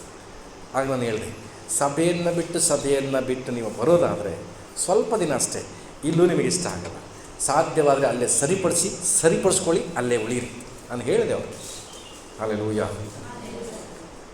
ಅವ್ರ ಮನೆಗೆ ನನ್ನನ್ನು ಕರೀತಾರೆ, ಹೋಗ್ತೀನಿ, ಅವ್ರಿಗೆ ಆಲೋಚನೆ ಹೇಳ್ತೀನಿ, ಪ್ರಾರ್ಥಿಸ್ತೀನಿ, ಬಲಪಡಿಸ್ತೀನಿ. ಆದರೆ ಸಭೆಗೆ ಬರ್ತೀನಿ ಪಾಸ್ಟ್ರೆ ಅಂತ ಹೇಳುವಾಗ ನಾನು ಹೇಳ್ತೀನಿ, ನೀವು ಅಲ್ಲೇ ಇರಲಿ, ಒಳ್ಳೆಯದಲ್ಲ ನೀವು ಬರೋದು. ಇವರು ಅಂಗಡಿ ಬಿಟ್ಟು ಅಲಿತಾ ಇದ್ದಾರೆ, ಹೋಗ್ತಾ ಇದ್ದಾರೆ. ಗಮನಿಸ್ರಿ, ಮಾರುವವರ ಬಳಿ ಹೋಗ್ತಿದ್ದಾರೆ ಇವರು. ಈ ಎಣ್ಣೆ ದೇವರ ರಾಜ್ಯದೊಳಗೆ ಮದಲಿಂಗನನ್ನು ಎದುರುಗೊಳ್ಳುವುದಕ್ಕೆ ಸಿಗುವಂಥ ಆಯಿಲ್ ಎಲ್ಲಿ ಸಿಗುತ್ತೆ ಗೊತ್ತಾ ನಿಮಗೆ? ನನ್ನ ಸಭೆಯಲ್ಲಿ. ಹೇಳ್ರಿ, ಸಭೆಯಲ್ಲ, ನನ್ನ ಸಭೆಯಲ್ಲಿ. ಉದಾಹರಣೆಗೆ ಹಾಲು ಕರೆಯೋರ ಮನೆಗಳು ನೋಡಿದಿರಲ್ವ? ಹಾಲು ಕರೆಯೋರ ಮನೆಯಲ್ಲಿ ಹಿಂದೆ 1 ಪಾಯಿಂಟು 2 ಪಾಯಿಂಟು ಅಂತ ಹಾಕ್ಸ್ಕೊತಿದ್ರು. ಕರೆದ ಕಾಲನಾಗೆ ಕರೆದಂಗೆ ಕೊಟ್ಟವ್ರಿದ್ದಾರ ತುಂಬ ಜನ. ಏನು ಮಾಡ್ತಾರೆ ಹೇಳಿ, ಜೋರಾಗಿ ಹೇಳಿ. ಈಗ ಅವರ ಮನೆ ಮಗ ಒಂದು ಲೋಟ ಹಾಲು ಕೊಡುವಂತ ಅಂದರೆ ಏನು ಮಿಕ್ಸ್ ಮಾಡಿ ಕೊಟ್ಟಾರ, ಹಂಗೆ ಕೊಟ್ಟಾರ. ಗಮನಿಸ್ರಿ, ನನ್ನ ಜೊತೆ ಇರ್ರಿ ಮಾದೇವ್ ಬ್ರದರ್. ತನ್ನ ಮನೆ ಮಗ ಗಟ್ಟಿ ಹಾಲು ಕುಡಿಲಿ ಅಂತ ತನ್ನ ಮನೆ ಮಗನ ಕೊಡಲ್ವಾ? ಗಟ್ಟಿ ಹಾಲು ಕೊಡ್ತಾರೆ ಮನೆ ಮಗನಿಗೆ. ಬೇರೆಯವ್ರು ಕೇಳಿದ್ರೆ ನೀರು ಹಾಕಿ ಕೊಡ್ತಾರೆ. ಇವತ್ತು ನಾನು ನಿಮಗೆ ಹೇಳ್ತೀನಿ, ನಿನ್ನ ಸಭೆಯಲ್ಲಿ ಪ್ಯೂರಿಟಿ ಅಭಿಷೇಕ ಸಿಗುತ್ತೆ, ಬೇರೊಂದು ಕಡೆ ಸಿಗುತ್ತೆ ಮಿಕ್ಸು. ಹಲ್ಲೆಲೂಯಾ. ಈಗ ಅವ್ರು ಹುಡುಕತ್ತಿರೋದೆಲ್ಲಿ? ಬೇರೆ ಕಡೆಗಳು ಹುಡುಕ್ತಿದ್ದಾರೆ. ಹುಡುಕದ ಮೇಲೆ ಅವ್ರಿಗೆ ಸಿಕ್ತು. ಈಗ ಯೇಸು ಸ್ವಾಮಿ ಗಮನಿಸಿ, ಕಡೆಗಳಿಗೆಲ್ಲಾದರೂ ನನ್ನ ಮಾತನ್ನು ತವಕಪಟ್ಟು ಹೋಗಿ ಮಧ್ಯರಾತ್ರಿಯಲ್ಲಿ ಮಲಗಿರೋರೆಲ್ಲ ಎದ್ದೇಳಿಸಿ ತಕ್ಕಂಬಂದ್ಬಿಟ್ರಲ್ಲ ಅಂಥೇಳಿ ಆ ಅಭಿಷೇಕವನ್ನು ಯೇಸು ಸ್ವಾಮಿ ಗೌರವಿಸ್ತಾನೆ ಅಂತ ಎನಿಸಿದ್ದೀರ? ಮುಂದೆ ಹೋದಣ ಅದನ್ನ 10ನೇ ವಚನ. ಅವರು ಕೊಂಡುಕೊಳ್ಳೋದಕ್ಕೆ ಹೋದಾಗ ಮದಲಿಂಗನು ಬಂದನು, ಸಿದ್ಧವಾಗಿದ್ದವರು ಅವನ ಸಂಗಡ ಮದುವೆಯ ಮನೆಯೊಳಕ್ಕೆ ಹೋದರು, ಬಾಗಿಲು ಮುಚ್ಚಲಾಯಿತು. ಆಮೇಲೆ ಯೇಸು ಸ್ವಾಮಿ ಸರ್ವಜ್ಞಾನಿ ತಾನೆ, ಸರ್ವವ್ಯಾಪಿ ತಾನೆ. ಅವ್ರಿಗೆ ಗೊತ್ತಿದೆ 5 ಜನ ವಾಪಸ್ ಹೋಗಿದ್ದಾರೆ. ಅದು ಪಾಪ ಮಧ್ಯರಾತ್ರಿಯಲ್ಲಿ ಬೀದಿ ದೀಪ ಇತ್ತ ಇಲ್ವೋ ಅಲ್ಲಿ ಗೊತ್ತಿಲ್ಲ, ಬೀದಿ ನಾಯಿಗಳ ಕಾಟ ಇತ್ತ ಇಲ್ಲವೋ ಗೊತ್ತಿಲ್ಲ. ಆ ಹಿಂಸೆ ಮಧ್ಯದಲ್ಲಿ ಎಣ್ಣೆ ಹುಡುಕ್ತಾ ಇದ್ದಾರೆ. ಈ ಪ್ರಯಾಸವನ್ನು ಕಂಡಂತೆ ಯೇಸು ಸ್ವಾಮಿ ಬಾಗಿಲನ್ನು ಮುಚ್ಚಿಬಿಡ್ತಾರೆ. ಇಷ್ಟು ವರ್ಷ ಪ್ರಯಾಸ ಪಡಲಿಕ್ಕೆ ಹೇಳಿದೆ, ಪ್ರಯಾಸ ಪಡಲಿಲ್ಲ. ನಾನು, ನನ್ನ ಮನೆ, ನನ್ನ ಕೆಲಸ, ನನ್ನ ಹಣ, ನನ್ನ ಜವಾಬ್ದಾರಿ ಇವುಗಳಲ್ಲೇ ಮುಳುಗೋದೆ ನೀನು. ಕಡೆಯ ಗಳಿಗೆನಲ್ಲಿ ನೀನು ನಾನು ಬಂದು ನಿಂತಿರುವಾಗ ನೀನು ಹೋಗಿ ಎಣ್ಣೆಗೆ ಹೋಗಿ ಹುಡುಕಿದ್ರೆ, ಒಂದು ವೇಳೆ ಎಣ್ಣೆ ಸಿಕ್ಕಿದ್ರು ನೀನು ಬಂದಾಗ ನಾನು ಆಗಲೇ ಹೇಳಿದೆ, ಆ ಪ್ಯೂರಿಟಿ, ಆ ಒಂದು ಅಭಿಷೇಕದ ಒಂದು ಕ್ವಾಲಿಟಿ ಅವರಲ್ಲಿ ಇರೋದಿಲ್ಲ. ಎಚ್ಚರವಾಗಿದ್ದೀರಾ? ಬೇಗ ಮುಗಿಸ್ತೀನಿ, 5 ನಿಮಿಷ ಇದೆ. 5 ನಿಮಿಷ ಎಚ್ಚರವಾಗೋದ್ರೆ ಕೇಳಿಸ್ಕೊಂಬಿಡಿ. ಹಲ್ಲೆಲೂಯಾ. ಹೀಗಿರುವಾಗ ಅವ್ರು ಹೋದರು, ಎಣ್ಣೆ ತಗೊಂಡ್ರು, ವಾಪಸ್ ಬಂದ ತಕ್ಷಣ ಅಲ್ಲಿ ಏನಾಗ್ತದೆ? 10ನೇ ವಚನ, 11ನೇ ವಚನ. ತರುವಾಯ ಉಳಿದ ಕನ್ಯೆಯರು ಸಹ ಬಂದರು. ಕನ್ಯೆಯರು ಅನ್ನೋ ವಚನ ನನಗೆ ಭಾಳ ಇಷ್ಟ ಆಗ್ತದೆ.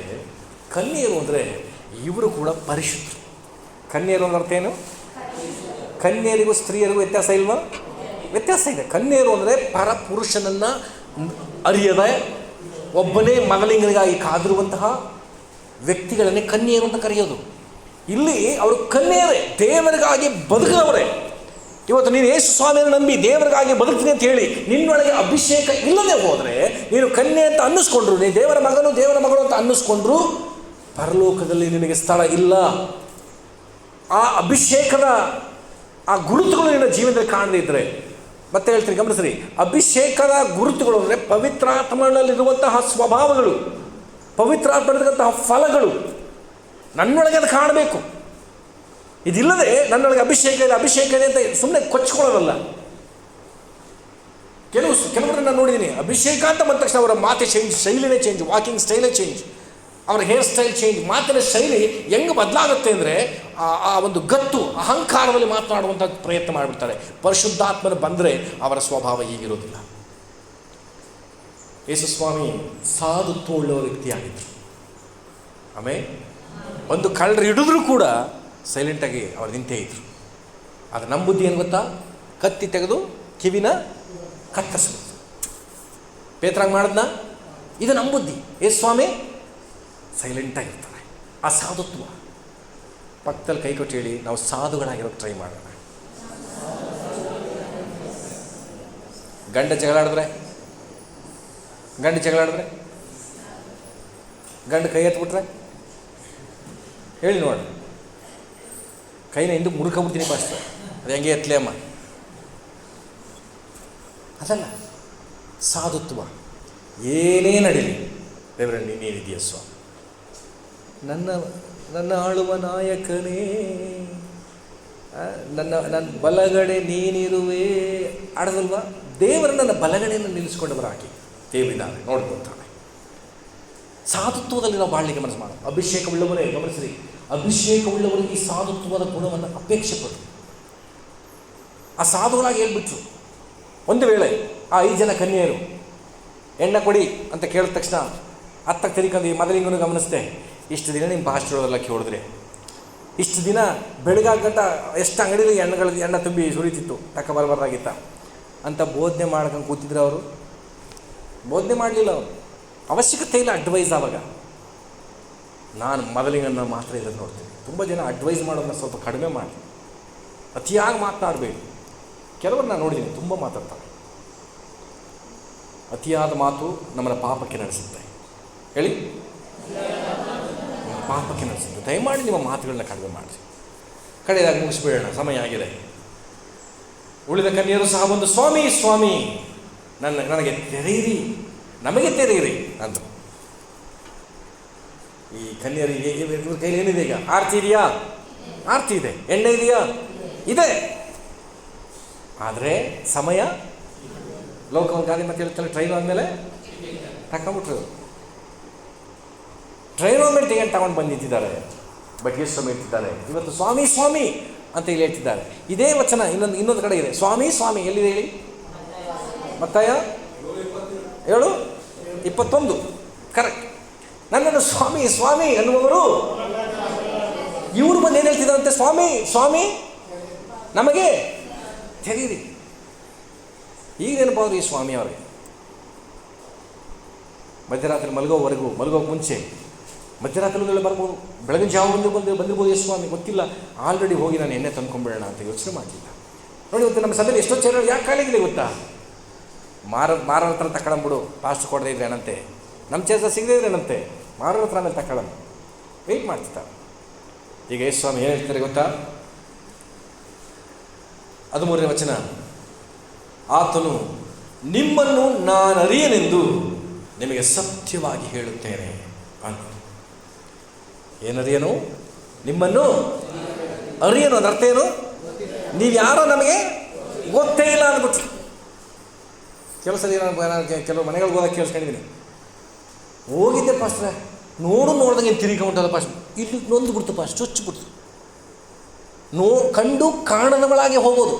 ಮದುವೆಗೆ ಹೋಗ್ತೀರಿ, ಕರೆದವ್ರ ಮದುವೆಗೆ ಹೋಗ್ತೀರಿ, ಆ ಕಡೆಯಿಂದ ಬಂದವರು ನಿಮ್ಮನ್ನು ನೋಡದೆ ಹೊಟ್ಟೋಗ್ಬಿಟ್ರಿ. ಹೆಂಗೆ ಅನ್ಸುತ್ತೆ ನಿಮಗೆ? ನಾನು ನೋಡಿದಾಗ ಹೊಟ್ಟೋದ್ರಲ್ಲ, ಯಾತಿಕಾದರೂ ಬಂದ ಈ ಮದುವೆ ನಾನು, ಬೇಸರ ಆಗಿಬಿಡುತ್ತೆ.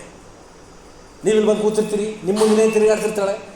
ಈಗ ಬಂದವನ್ನ ಏನು ನೋಡೋಗಿ ಬಾ ಬಾ ಬಾ ಬಾ ಬಾ ಬಾ ಅಂತ ಒಳಗೆ ಕರ್ಕೊಂಬಂದರೆ ನಿಮ್ಗೇನು ಅನಿಸುತ್ತೆ? ಇಷ್ಟೊತ್ತು ನಾ ಗುಂಡು ಕನ್ನಾಗಿ ಇಲ್ಲೇ ಕೂತೀನಿ, ನನ್ನ ಬಾ ಅಂತ ಕರೆದಿಯೇ ಅವ್ರನ್ನೋಗಿ ಕರೆದ್ಲಲ್ಲ, ನೋವಾಗುತ್ತೆ. ತಿರಸ್ಕಾರದ ಮನೋಭಾವನೆ ಉಂಟಾಗುತ್ತೆ. ಇಲ್ಲಿ ಯೇಸು ಸ್ವಾಮಿ ಹೇಳ್ತಿದ್ದಾರೆ, ಇಷ್ಟು ವರ್ಷ ನೀನು ಕನ್ಯೆಯಾಗಿ ಬಾಳ್ದೆ, ಇಷ್ಟು ವರ್ಷ ನೀನು ರಕ್ಷಣೆ ಹೊಂದಿದೆ, ಇಷ್ಟು ವರ್ಷ ನೀನು ದೀಕ್ಷಾ ಸ್ಥಾನವನ್ನು ಕರ್ತನಿಗಾಗಿ ಬದುಕ್ತೀನಿ ಅಂತ ಹೇಳಿ ಕರ್ತನ ತೆಗೆದುಕೊಂಡು ದಶಮ ಭಾಗ ಕೊಟ್ಟು ಕಾಣಿಕೆಗಳನ್ನು ಕೊಟ್ಟು ನೀನು ಬಾಳ್ದೆ. ಆದರೆ ನಾನು ಬರುವ ಸಮಯದಲ್ಲಿ ನಿನ್ನ ಹತ್ರ ಎಣ್ಣೆ ಇಲ್ಲ, ನಿನ್ನ ಹತ್ರ ಅಭಿಷೇಕ ಇಲ್ಲ. ಆದ್ದರಿಂದ ಇಷ್ಟು ವರ್ಷ ನೀನು ಎಷ್ಟೋ ದಿನ ಬಂದು ನಾನು ಪ್ರಾರ್ಥನೆ ಮಾಡುವಾಗ ನಿನ್ನ ಮುಖ ನಾನು ನೋಡಿದ್ದೀನಿ, ನಿನ್ನ ಪ್ರಾರ್ಥನೆ ಕೇಳಿದ್ದೀನಿ, ನಿನ್ನ ಉತ್ತರ ಕೊಟ್ಟಿದ್ದೀನಿ. ಅದಕ್ಕೆ ಇವತ್ತು ನಿನ್ನ ನಂಬಿಕೆಯಲ್ಲಿದ್ದೀಯ. ಆದರೆ ಈಗ ನಾನು ಹೇಳ್ತೀನಿ, ಕಡೆ ಗಳಿಗೆಯಲ್ಲಿ ನಿನ್ನ ಎಣ್ಣೆಯನ್ನು ಕಾಪಾಡಿಕೊಳ್ಳದೆ ಇರೋದ್ರಿಂದ ನೀನು ಯಾರೋ ನನಗೆ ಗೊತ್ತೇ ಇಲ್ಲ. ಹಲ್ಲೆಲೂಯಾ. ಯಾರೋ ನನಗೆ ಗೊತ್ತಿಲ್ಲ ಅಂತ ಹೇಳ್ಬಿಟ್ಟು ಎಂಥ ಒಂದು ನೋವಿನ ಸಂಗತಿ ಅಂದರೆ ಇಷ್ಟು ವರ್ಷ ನಾವು ಬಾಳಿ ಪೌಲ ಹೇಳ್ತಾನೆ ಈ ಜೀವಮಾನ ಪೂರ್ತಿಗೆ ಪರಲೋಕನೂ ಇಲ್ಲ ಅನ್ನೋದಾಗ್ಬಿಟ್ರೆ ನಾವು ನಿರ್ಭಾಗ್ಯರೇ ಸರಿ ಅಂತ ಬರ್ತಾರೆ. ಈ ಲೋಕದ ಸುಖಗಳನ್ನ ನಾವು ಬಯಸಲ್ಲ. ಯಾವುದೇ ಒಂದು ತಪ್ಪು ಮಾಡಬೇಕಾದ್ರೂ ಈಗ ಸಿನಿಮಾ ಥಿಯೇಟ್ರಿಗೆ ಎಷ್ಟು ಜನ ಹೋಗ್ತಾ ಇದ್ರಿ? ಸಿನಿಮಾ ಥಿಯೇಟ್ರಿಗೆ ಹೋಗ್ತಾ ಇಲ್ಲಲ್ವ? ಇಲ್ಲ ಈಗ ಸಿನಿಮಾ ಥಿಯೇಟ್ರಿಗೆ ಯಾರು ಹೋಗ್ತಿದ್ದೀರಾ? ಇಲ್ಲ. ಯಾಕೆ ಹೋಗ್ತಿದ್ದಾರೆ ಹೇಳಿ? ಎಂಜಾಯ್ ಮಾಡಿ, ಖುಷಿ ಪಡೋಕ್ಕೆ. ಹೌದಾ? ಆ ಖುಷಿನ ತ್ಯಾಗ ಮಾಡಿದ್ದೀವಿ, ನಾವು ಬಿಟ್ಬಿಟ್ಟಿದ್ದೀವಿ. ಲೋಕದಲ್ಲಿ ಇನ್ನೂ ಅನೇಕ ಎಂಜಾಯ್ಮೆಂಟ್ಗಳಿದೆ, ಅದೆಲ್ಲವನ್ನ ಲೋಕದವ್ರು ಮಾಡ್ತಾರೆ, ಬಟ್ ನಾವು ತ್ಯಾಗ ಮಾಡಿದ್ದೀವಿ. ಇದೆಲ್ಲ ತ್ಯಾಗ ಮಾಡಿ ಕಡೆಗೆ ಪರಲೋಕನೂ ಇಲ್ಲದೆ ಹೋಗ್ಬಿಟ್ರೆ ಪೌಲ ಹೇಳ್ತಾನೆ ನಾವು ನಿರ್ಭಾಗ್ಯರೇ. ಅದಕ್ಕಾಗಿ ಇದನ್ನು ತ್ಯಾಗ ಮಾಡೋದು ಮಾಡೀನಿ, ಎಣ್ಣೆ ಕಾಪಾಡ್ಕೊಬಿಟ್ರೆ ನಮ್ಮ ಮಲಗಿದ್ರು ಸರಿ, ತೂಕಡಿಸಿದ್ರು ಸರಿ, ಎಚ್ಚರವಾಗಿದ್ರು ಸರಿ, ಅವರು ಬರುವಾಗ ನನ್ನನ್ನು ಒಳಗೆ ಕರೀತಾರೆ. ಹಲ್ಲೆಲೂಯಾ. ನಮ್ಮ ಎಣ್ಣೆಯನ್ನು ಕಾಪಾಡ್ಕೊಳ್ಳೋಣ, ನಮ್ಮ ಅಭಿಷೇಕವನ್ನು ಕಾಪಾಡ್ಕೊಳ್ಳೋಣ. ಪ್ರತಿದಿನ ಕೇಳ್ರಿ, ದೇವರು ನನ್ನ ಅಭಿಷೇಕ ಮಾಡು, ನನ್ನ ತುಂಬಿಸು ಸ್ವಾಮಿ, ನೀನು ನಾಳೆ ಬಂದರು ನಾನು ನಿನ್ನ ಜೊತೆ ಬರ್ತೀನಿ. ಹಲ್ಲೆಲೂಯಾ. ಅಲ್ಲಿ ಹೇಳ್ತದೆ ನಾನೆಂದು ನಿಮ್ಮನ್ನು ಅರಿಯೇನು ಎಂದು ನಿಮಗೆ ಸತ್ಯವಾಗಿ ಹೇಳ್ತೇನೆ. ಯೇಸುಸ್ವಾಮಿ ಹೇಳ್ತಿದ್ದಾರೆ ಎಲ್ಲೆಲ್ಲ ಯೇಸುಸ್ವಾಮಿ ನಿಜವಾಗಿ ಹೇಳ್ತೇನೆ, ನಾನು ಸತ್ಯವಾಗಿ ಹೇಳ್ತೇನೆ ಅಂತೇಳಿ ಖಚಿತಪಡಿಸ್ತಾರೆ. ಕೆಲವು ಕಡೆ ಇವ್ರಿಗೆ ಡೌಟೇ ಬರಬಾರ್ದು. ಇವ್ರಿಗೇನು ಡೌಟ್ ಬಂದಿರ್ಬೋದು? ಅರಿಯೇನು ಅಂದ್ಬಿಟ್ರಲ್ಲ, ಏಪ್ರಿಲ್ 3ನೇ ತಾರೀಕು ನಾ ಪ್ರಾರ್ಥನೆ ಮಾಡಾಗ ಒಂದು ಸ್ವರ ಕೇಳಿದ್ನಲ್ಲ ಅಂತ ಅಂದ್ಕೋತಾರೆ ಅವರು. ಆಗ ಹೇಳ್ತಾರೆ ಅದು ನನ್ನ ಸ್ವರ ಅಲ್ಲ. ಇಷ್ಟು ದಿನ ಕೇಳಿರ್ಬೋದು ನೀನು, ಬಟ್ ಇವತ್ತು ಹೇಳ್ತೀನಿ, ನೀನು ಕಂಡಂಥ ದರ್ಶನ, ನೀನು ಕಂಡಂಥ ಕನಸುಗಳು, ನೀನು ಕೇಳಿದಂಥ ಮಾತುಗಳು ಯಾವುದೂ ನನ್ನದಲ್ಲ. ಕಾರಣ ನನ್ನ ಸ್ವರ ನೀನು ಸರಿಯಾಗಿ ಕೇಳಿದರೆ ನೀನು ಸ್ಥಿರವಾಗಿ ನಾನು ನಿಂತ್ಕೊಳ್ತಿದ್ದೆ, ನನ್ನ ಅಭಿಷೇಕವನ್ನು ಕಾದುಕೊಳ್ತಿದ್ದೆ, ನನ್ನ ಬರೋಣಕ್ಕಾಗಿ ನೀನು ಸಿದ್ಧವಾಗಿರ್ತಿದ್ದೆ. ಈ 5 ಜನ ಕನ್ಯರು ಉದಾಹರಣೆಗೆ ಇದ್ರಲ್ಲಿ ಇದ್ರು. ಒಂದು ವೇಳೆ ಅವ್ರಿಗೆ ಗೊತ್ತಿಲ್ಲ ಎಣ್ಣೆ ತಗೊಳ್ಳೋದು ಅನ್ನೋದು ಇದ್ರೆ ಪರವಾಗಿಲ್ಲ, ಎಕ್ಸ್ಕ್ಯೂಸ್ ಇರ್ತಿತ್ತು. 5 ಜನರ ಹತ್ರ ಪಾತ್ರೆಯಲ್ಲಿ ಸಪ್ರೇಟ್ ಎಣ್ಣೆ ಇದೆ. ಇವತ್ತು ಸಭೆಯಲ್ಲಿ ಒಳ್ಳೆ ರೀತಿ ಬಾಳುವಂಥ ವಿಶ್ವಾಸಿಗಳಿದ್ದಾರೆ, ತಪ್ಪಾಗಿ ಬಾಳುವಂಥ ವಿಶ್ವಾಸಿಗಳಿದ್ದಾರೆ. ಒಳ್ಳೆ ವಿಶ್ವಾಸಿಗಳ ಮಧ್ಯದಲ್ಲಿ ಕೆಟ್ಟ ವಿಶ್ವಾಸಿಗಳು ಯಾಕೆ ಇಟ್ಟಿದ್ದಾರೆ ಗೊತ್ತಾ? ನೀವು ಅವರನ್ನು ನೋಡಿ ಅವರ ಹಾಗೆ ನೀನು ಬದಲಾಗಬೇಕು ಅನ್ನೋ ಉದ್ದೇಶಕ್ಕಾಗಿ. ಅವರ ನೋಡಿ ಹೊಟ್ಟೆ ಕಿಚ್ಚು ಪಡ್ಲಿಕ್ಕಲ್ಲ, ಕಡೆಗಳಿಗೆ ಅವ್ರನ್ನ ಒಂದ್ಸಲ ಪ್ರೇಯರ್ ಮಾಡ್ಬಿಡ್ತಾರೆ ಅಲ್ಲ. ಇವತ್ತು ನಮ್ಮ ಸಭೆಯಲ್ಲೂ ಕೂಡ ಅನೇಕ ಅನ್ಸೋದೇನು, ಅವ್ರು ಆತ್ಮಿಕವಾಗಿದ್ದಾರಾ, ಕರೆಕ್ಟಾಗಿದ್ದಾರಾ, ಹೋಗಿ ಒಂದು ರಿಕ್ವೆಸ್ಟ್ ಕೊಟ್ಬಿಡೋದು, ನಾನು ಬದುಕತ್ತೀನಿ. ನೋ, ಆಗಲ್ಲ. ಇವ್ರು ಕಡೆಗಳಿಗೆ ಹೋಗಿ ರಿಕ್ವೆಸ್ಟ್ ಕೊಟ್ಟರು, ಒಂಚೂರು ಎಣ್ಣೆ ಕೊಡಿ ಅಂತ. ರಿಕ್ವೆಸ್ಟ್ ಏನಾಗಲಿಲ್ಲ, ಫಲಿಸಲಿಲ್ಲ, ಉತ್ತರ ಸಿಗಲಿಲ್ಲ. ದಯಮಾಡಿ ನಿಮ್ಮೆಲ್ಲರಲ್ಲಿ ಅಭಿಷೇಕವನ್ನು ಕಾದುಕೊಳ್ಳ್ರಿ ಎಂಬುದಾಗಿ ನಾನು ಪ್ರೀತಿಯಿಂದ ಕೇಳ್ಕೊಳ್ತೀನಿ. ಇಷ್ಟು ದಿನ, ಇಷ್ಟು ವರ್ಷಗಳು ಸಭೆಗೆ ಬಂದು ವ್ಯರ್ಥವಾಗಿ ಹೋಗಬಾರ್ದು. ನಾನು ಮತ್ತು ನೀನು ಕರ್ತನ ಬರೋಣಕ್ಕೆ ಸಿದ್ಧರಾಗಿರುವ. ಆಮೇಲೆ ಹಲ್ಲೆಲೂಯಾ. ಕರ್ತನ ಈ ವಾಕ್ಯದ ಮೂಲಕ ನಿಮ್ಮೆಲ್ಲರನ್ನ ಆಶೀರ್ವಾದ ಮಾಡಲಿ. ಎದ್ದು ನಿಂತ್ಕೊ.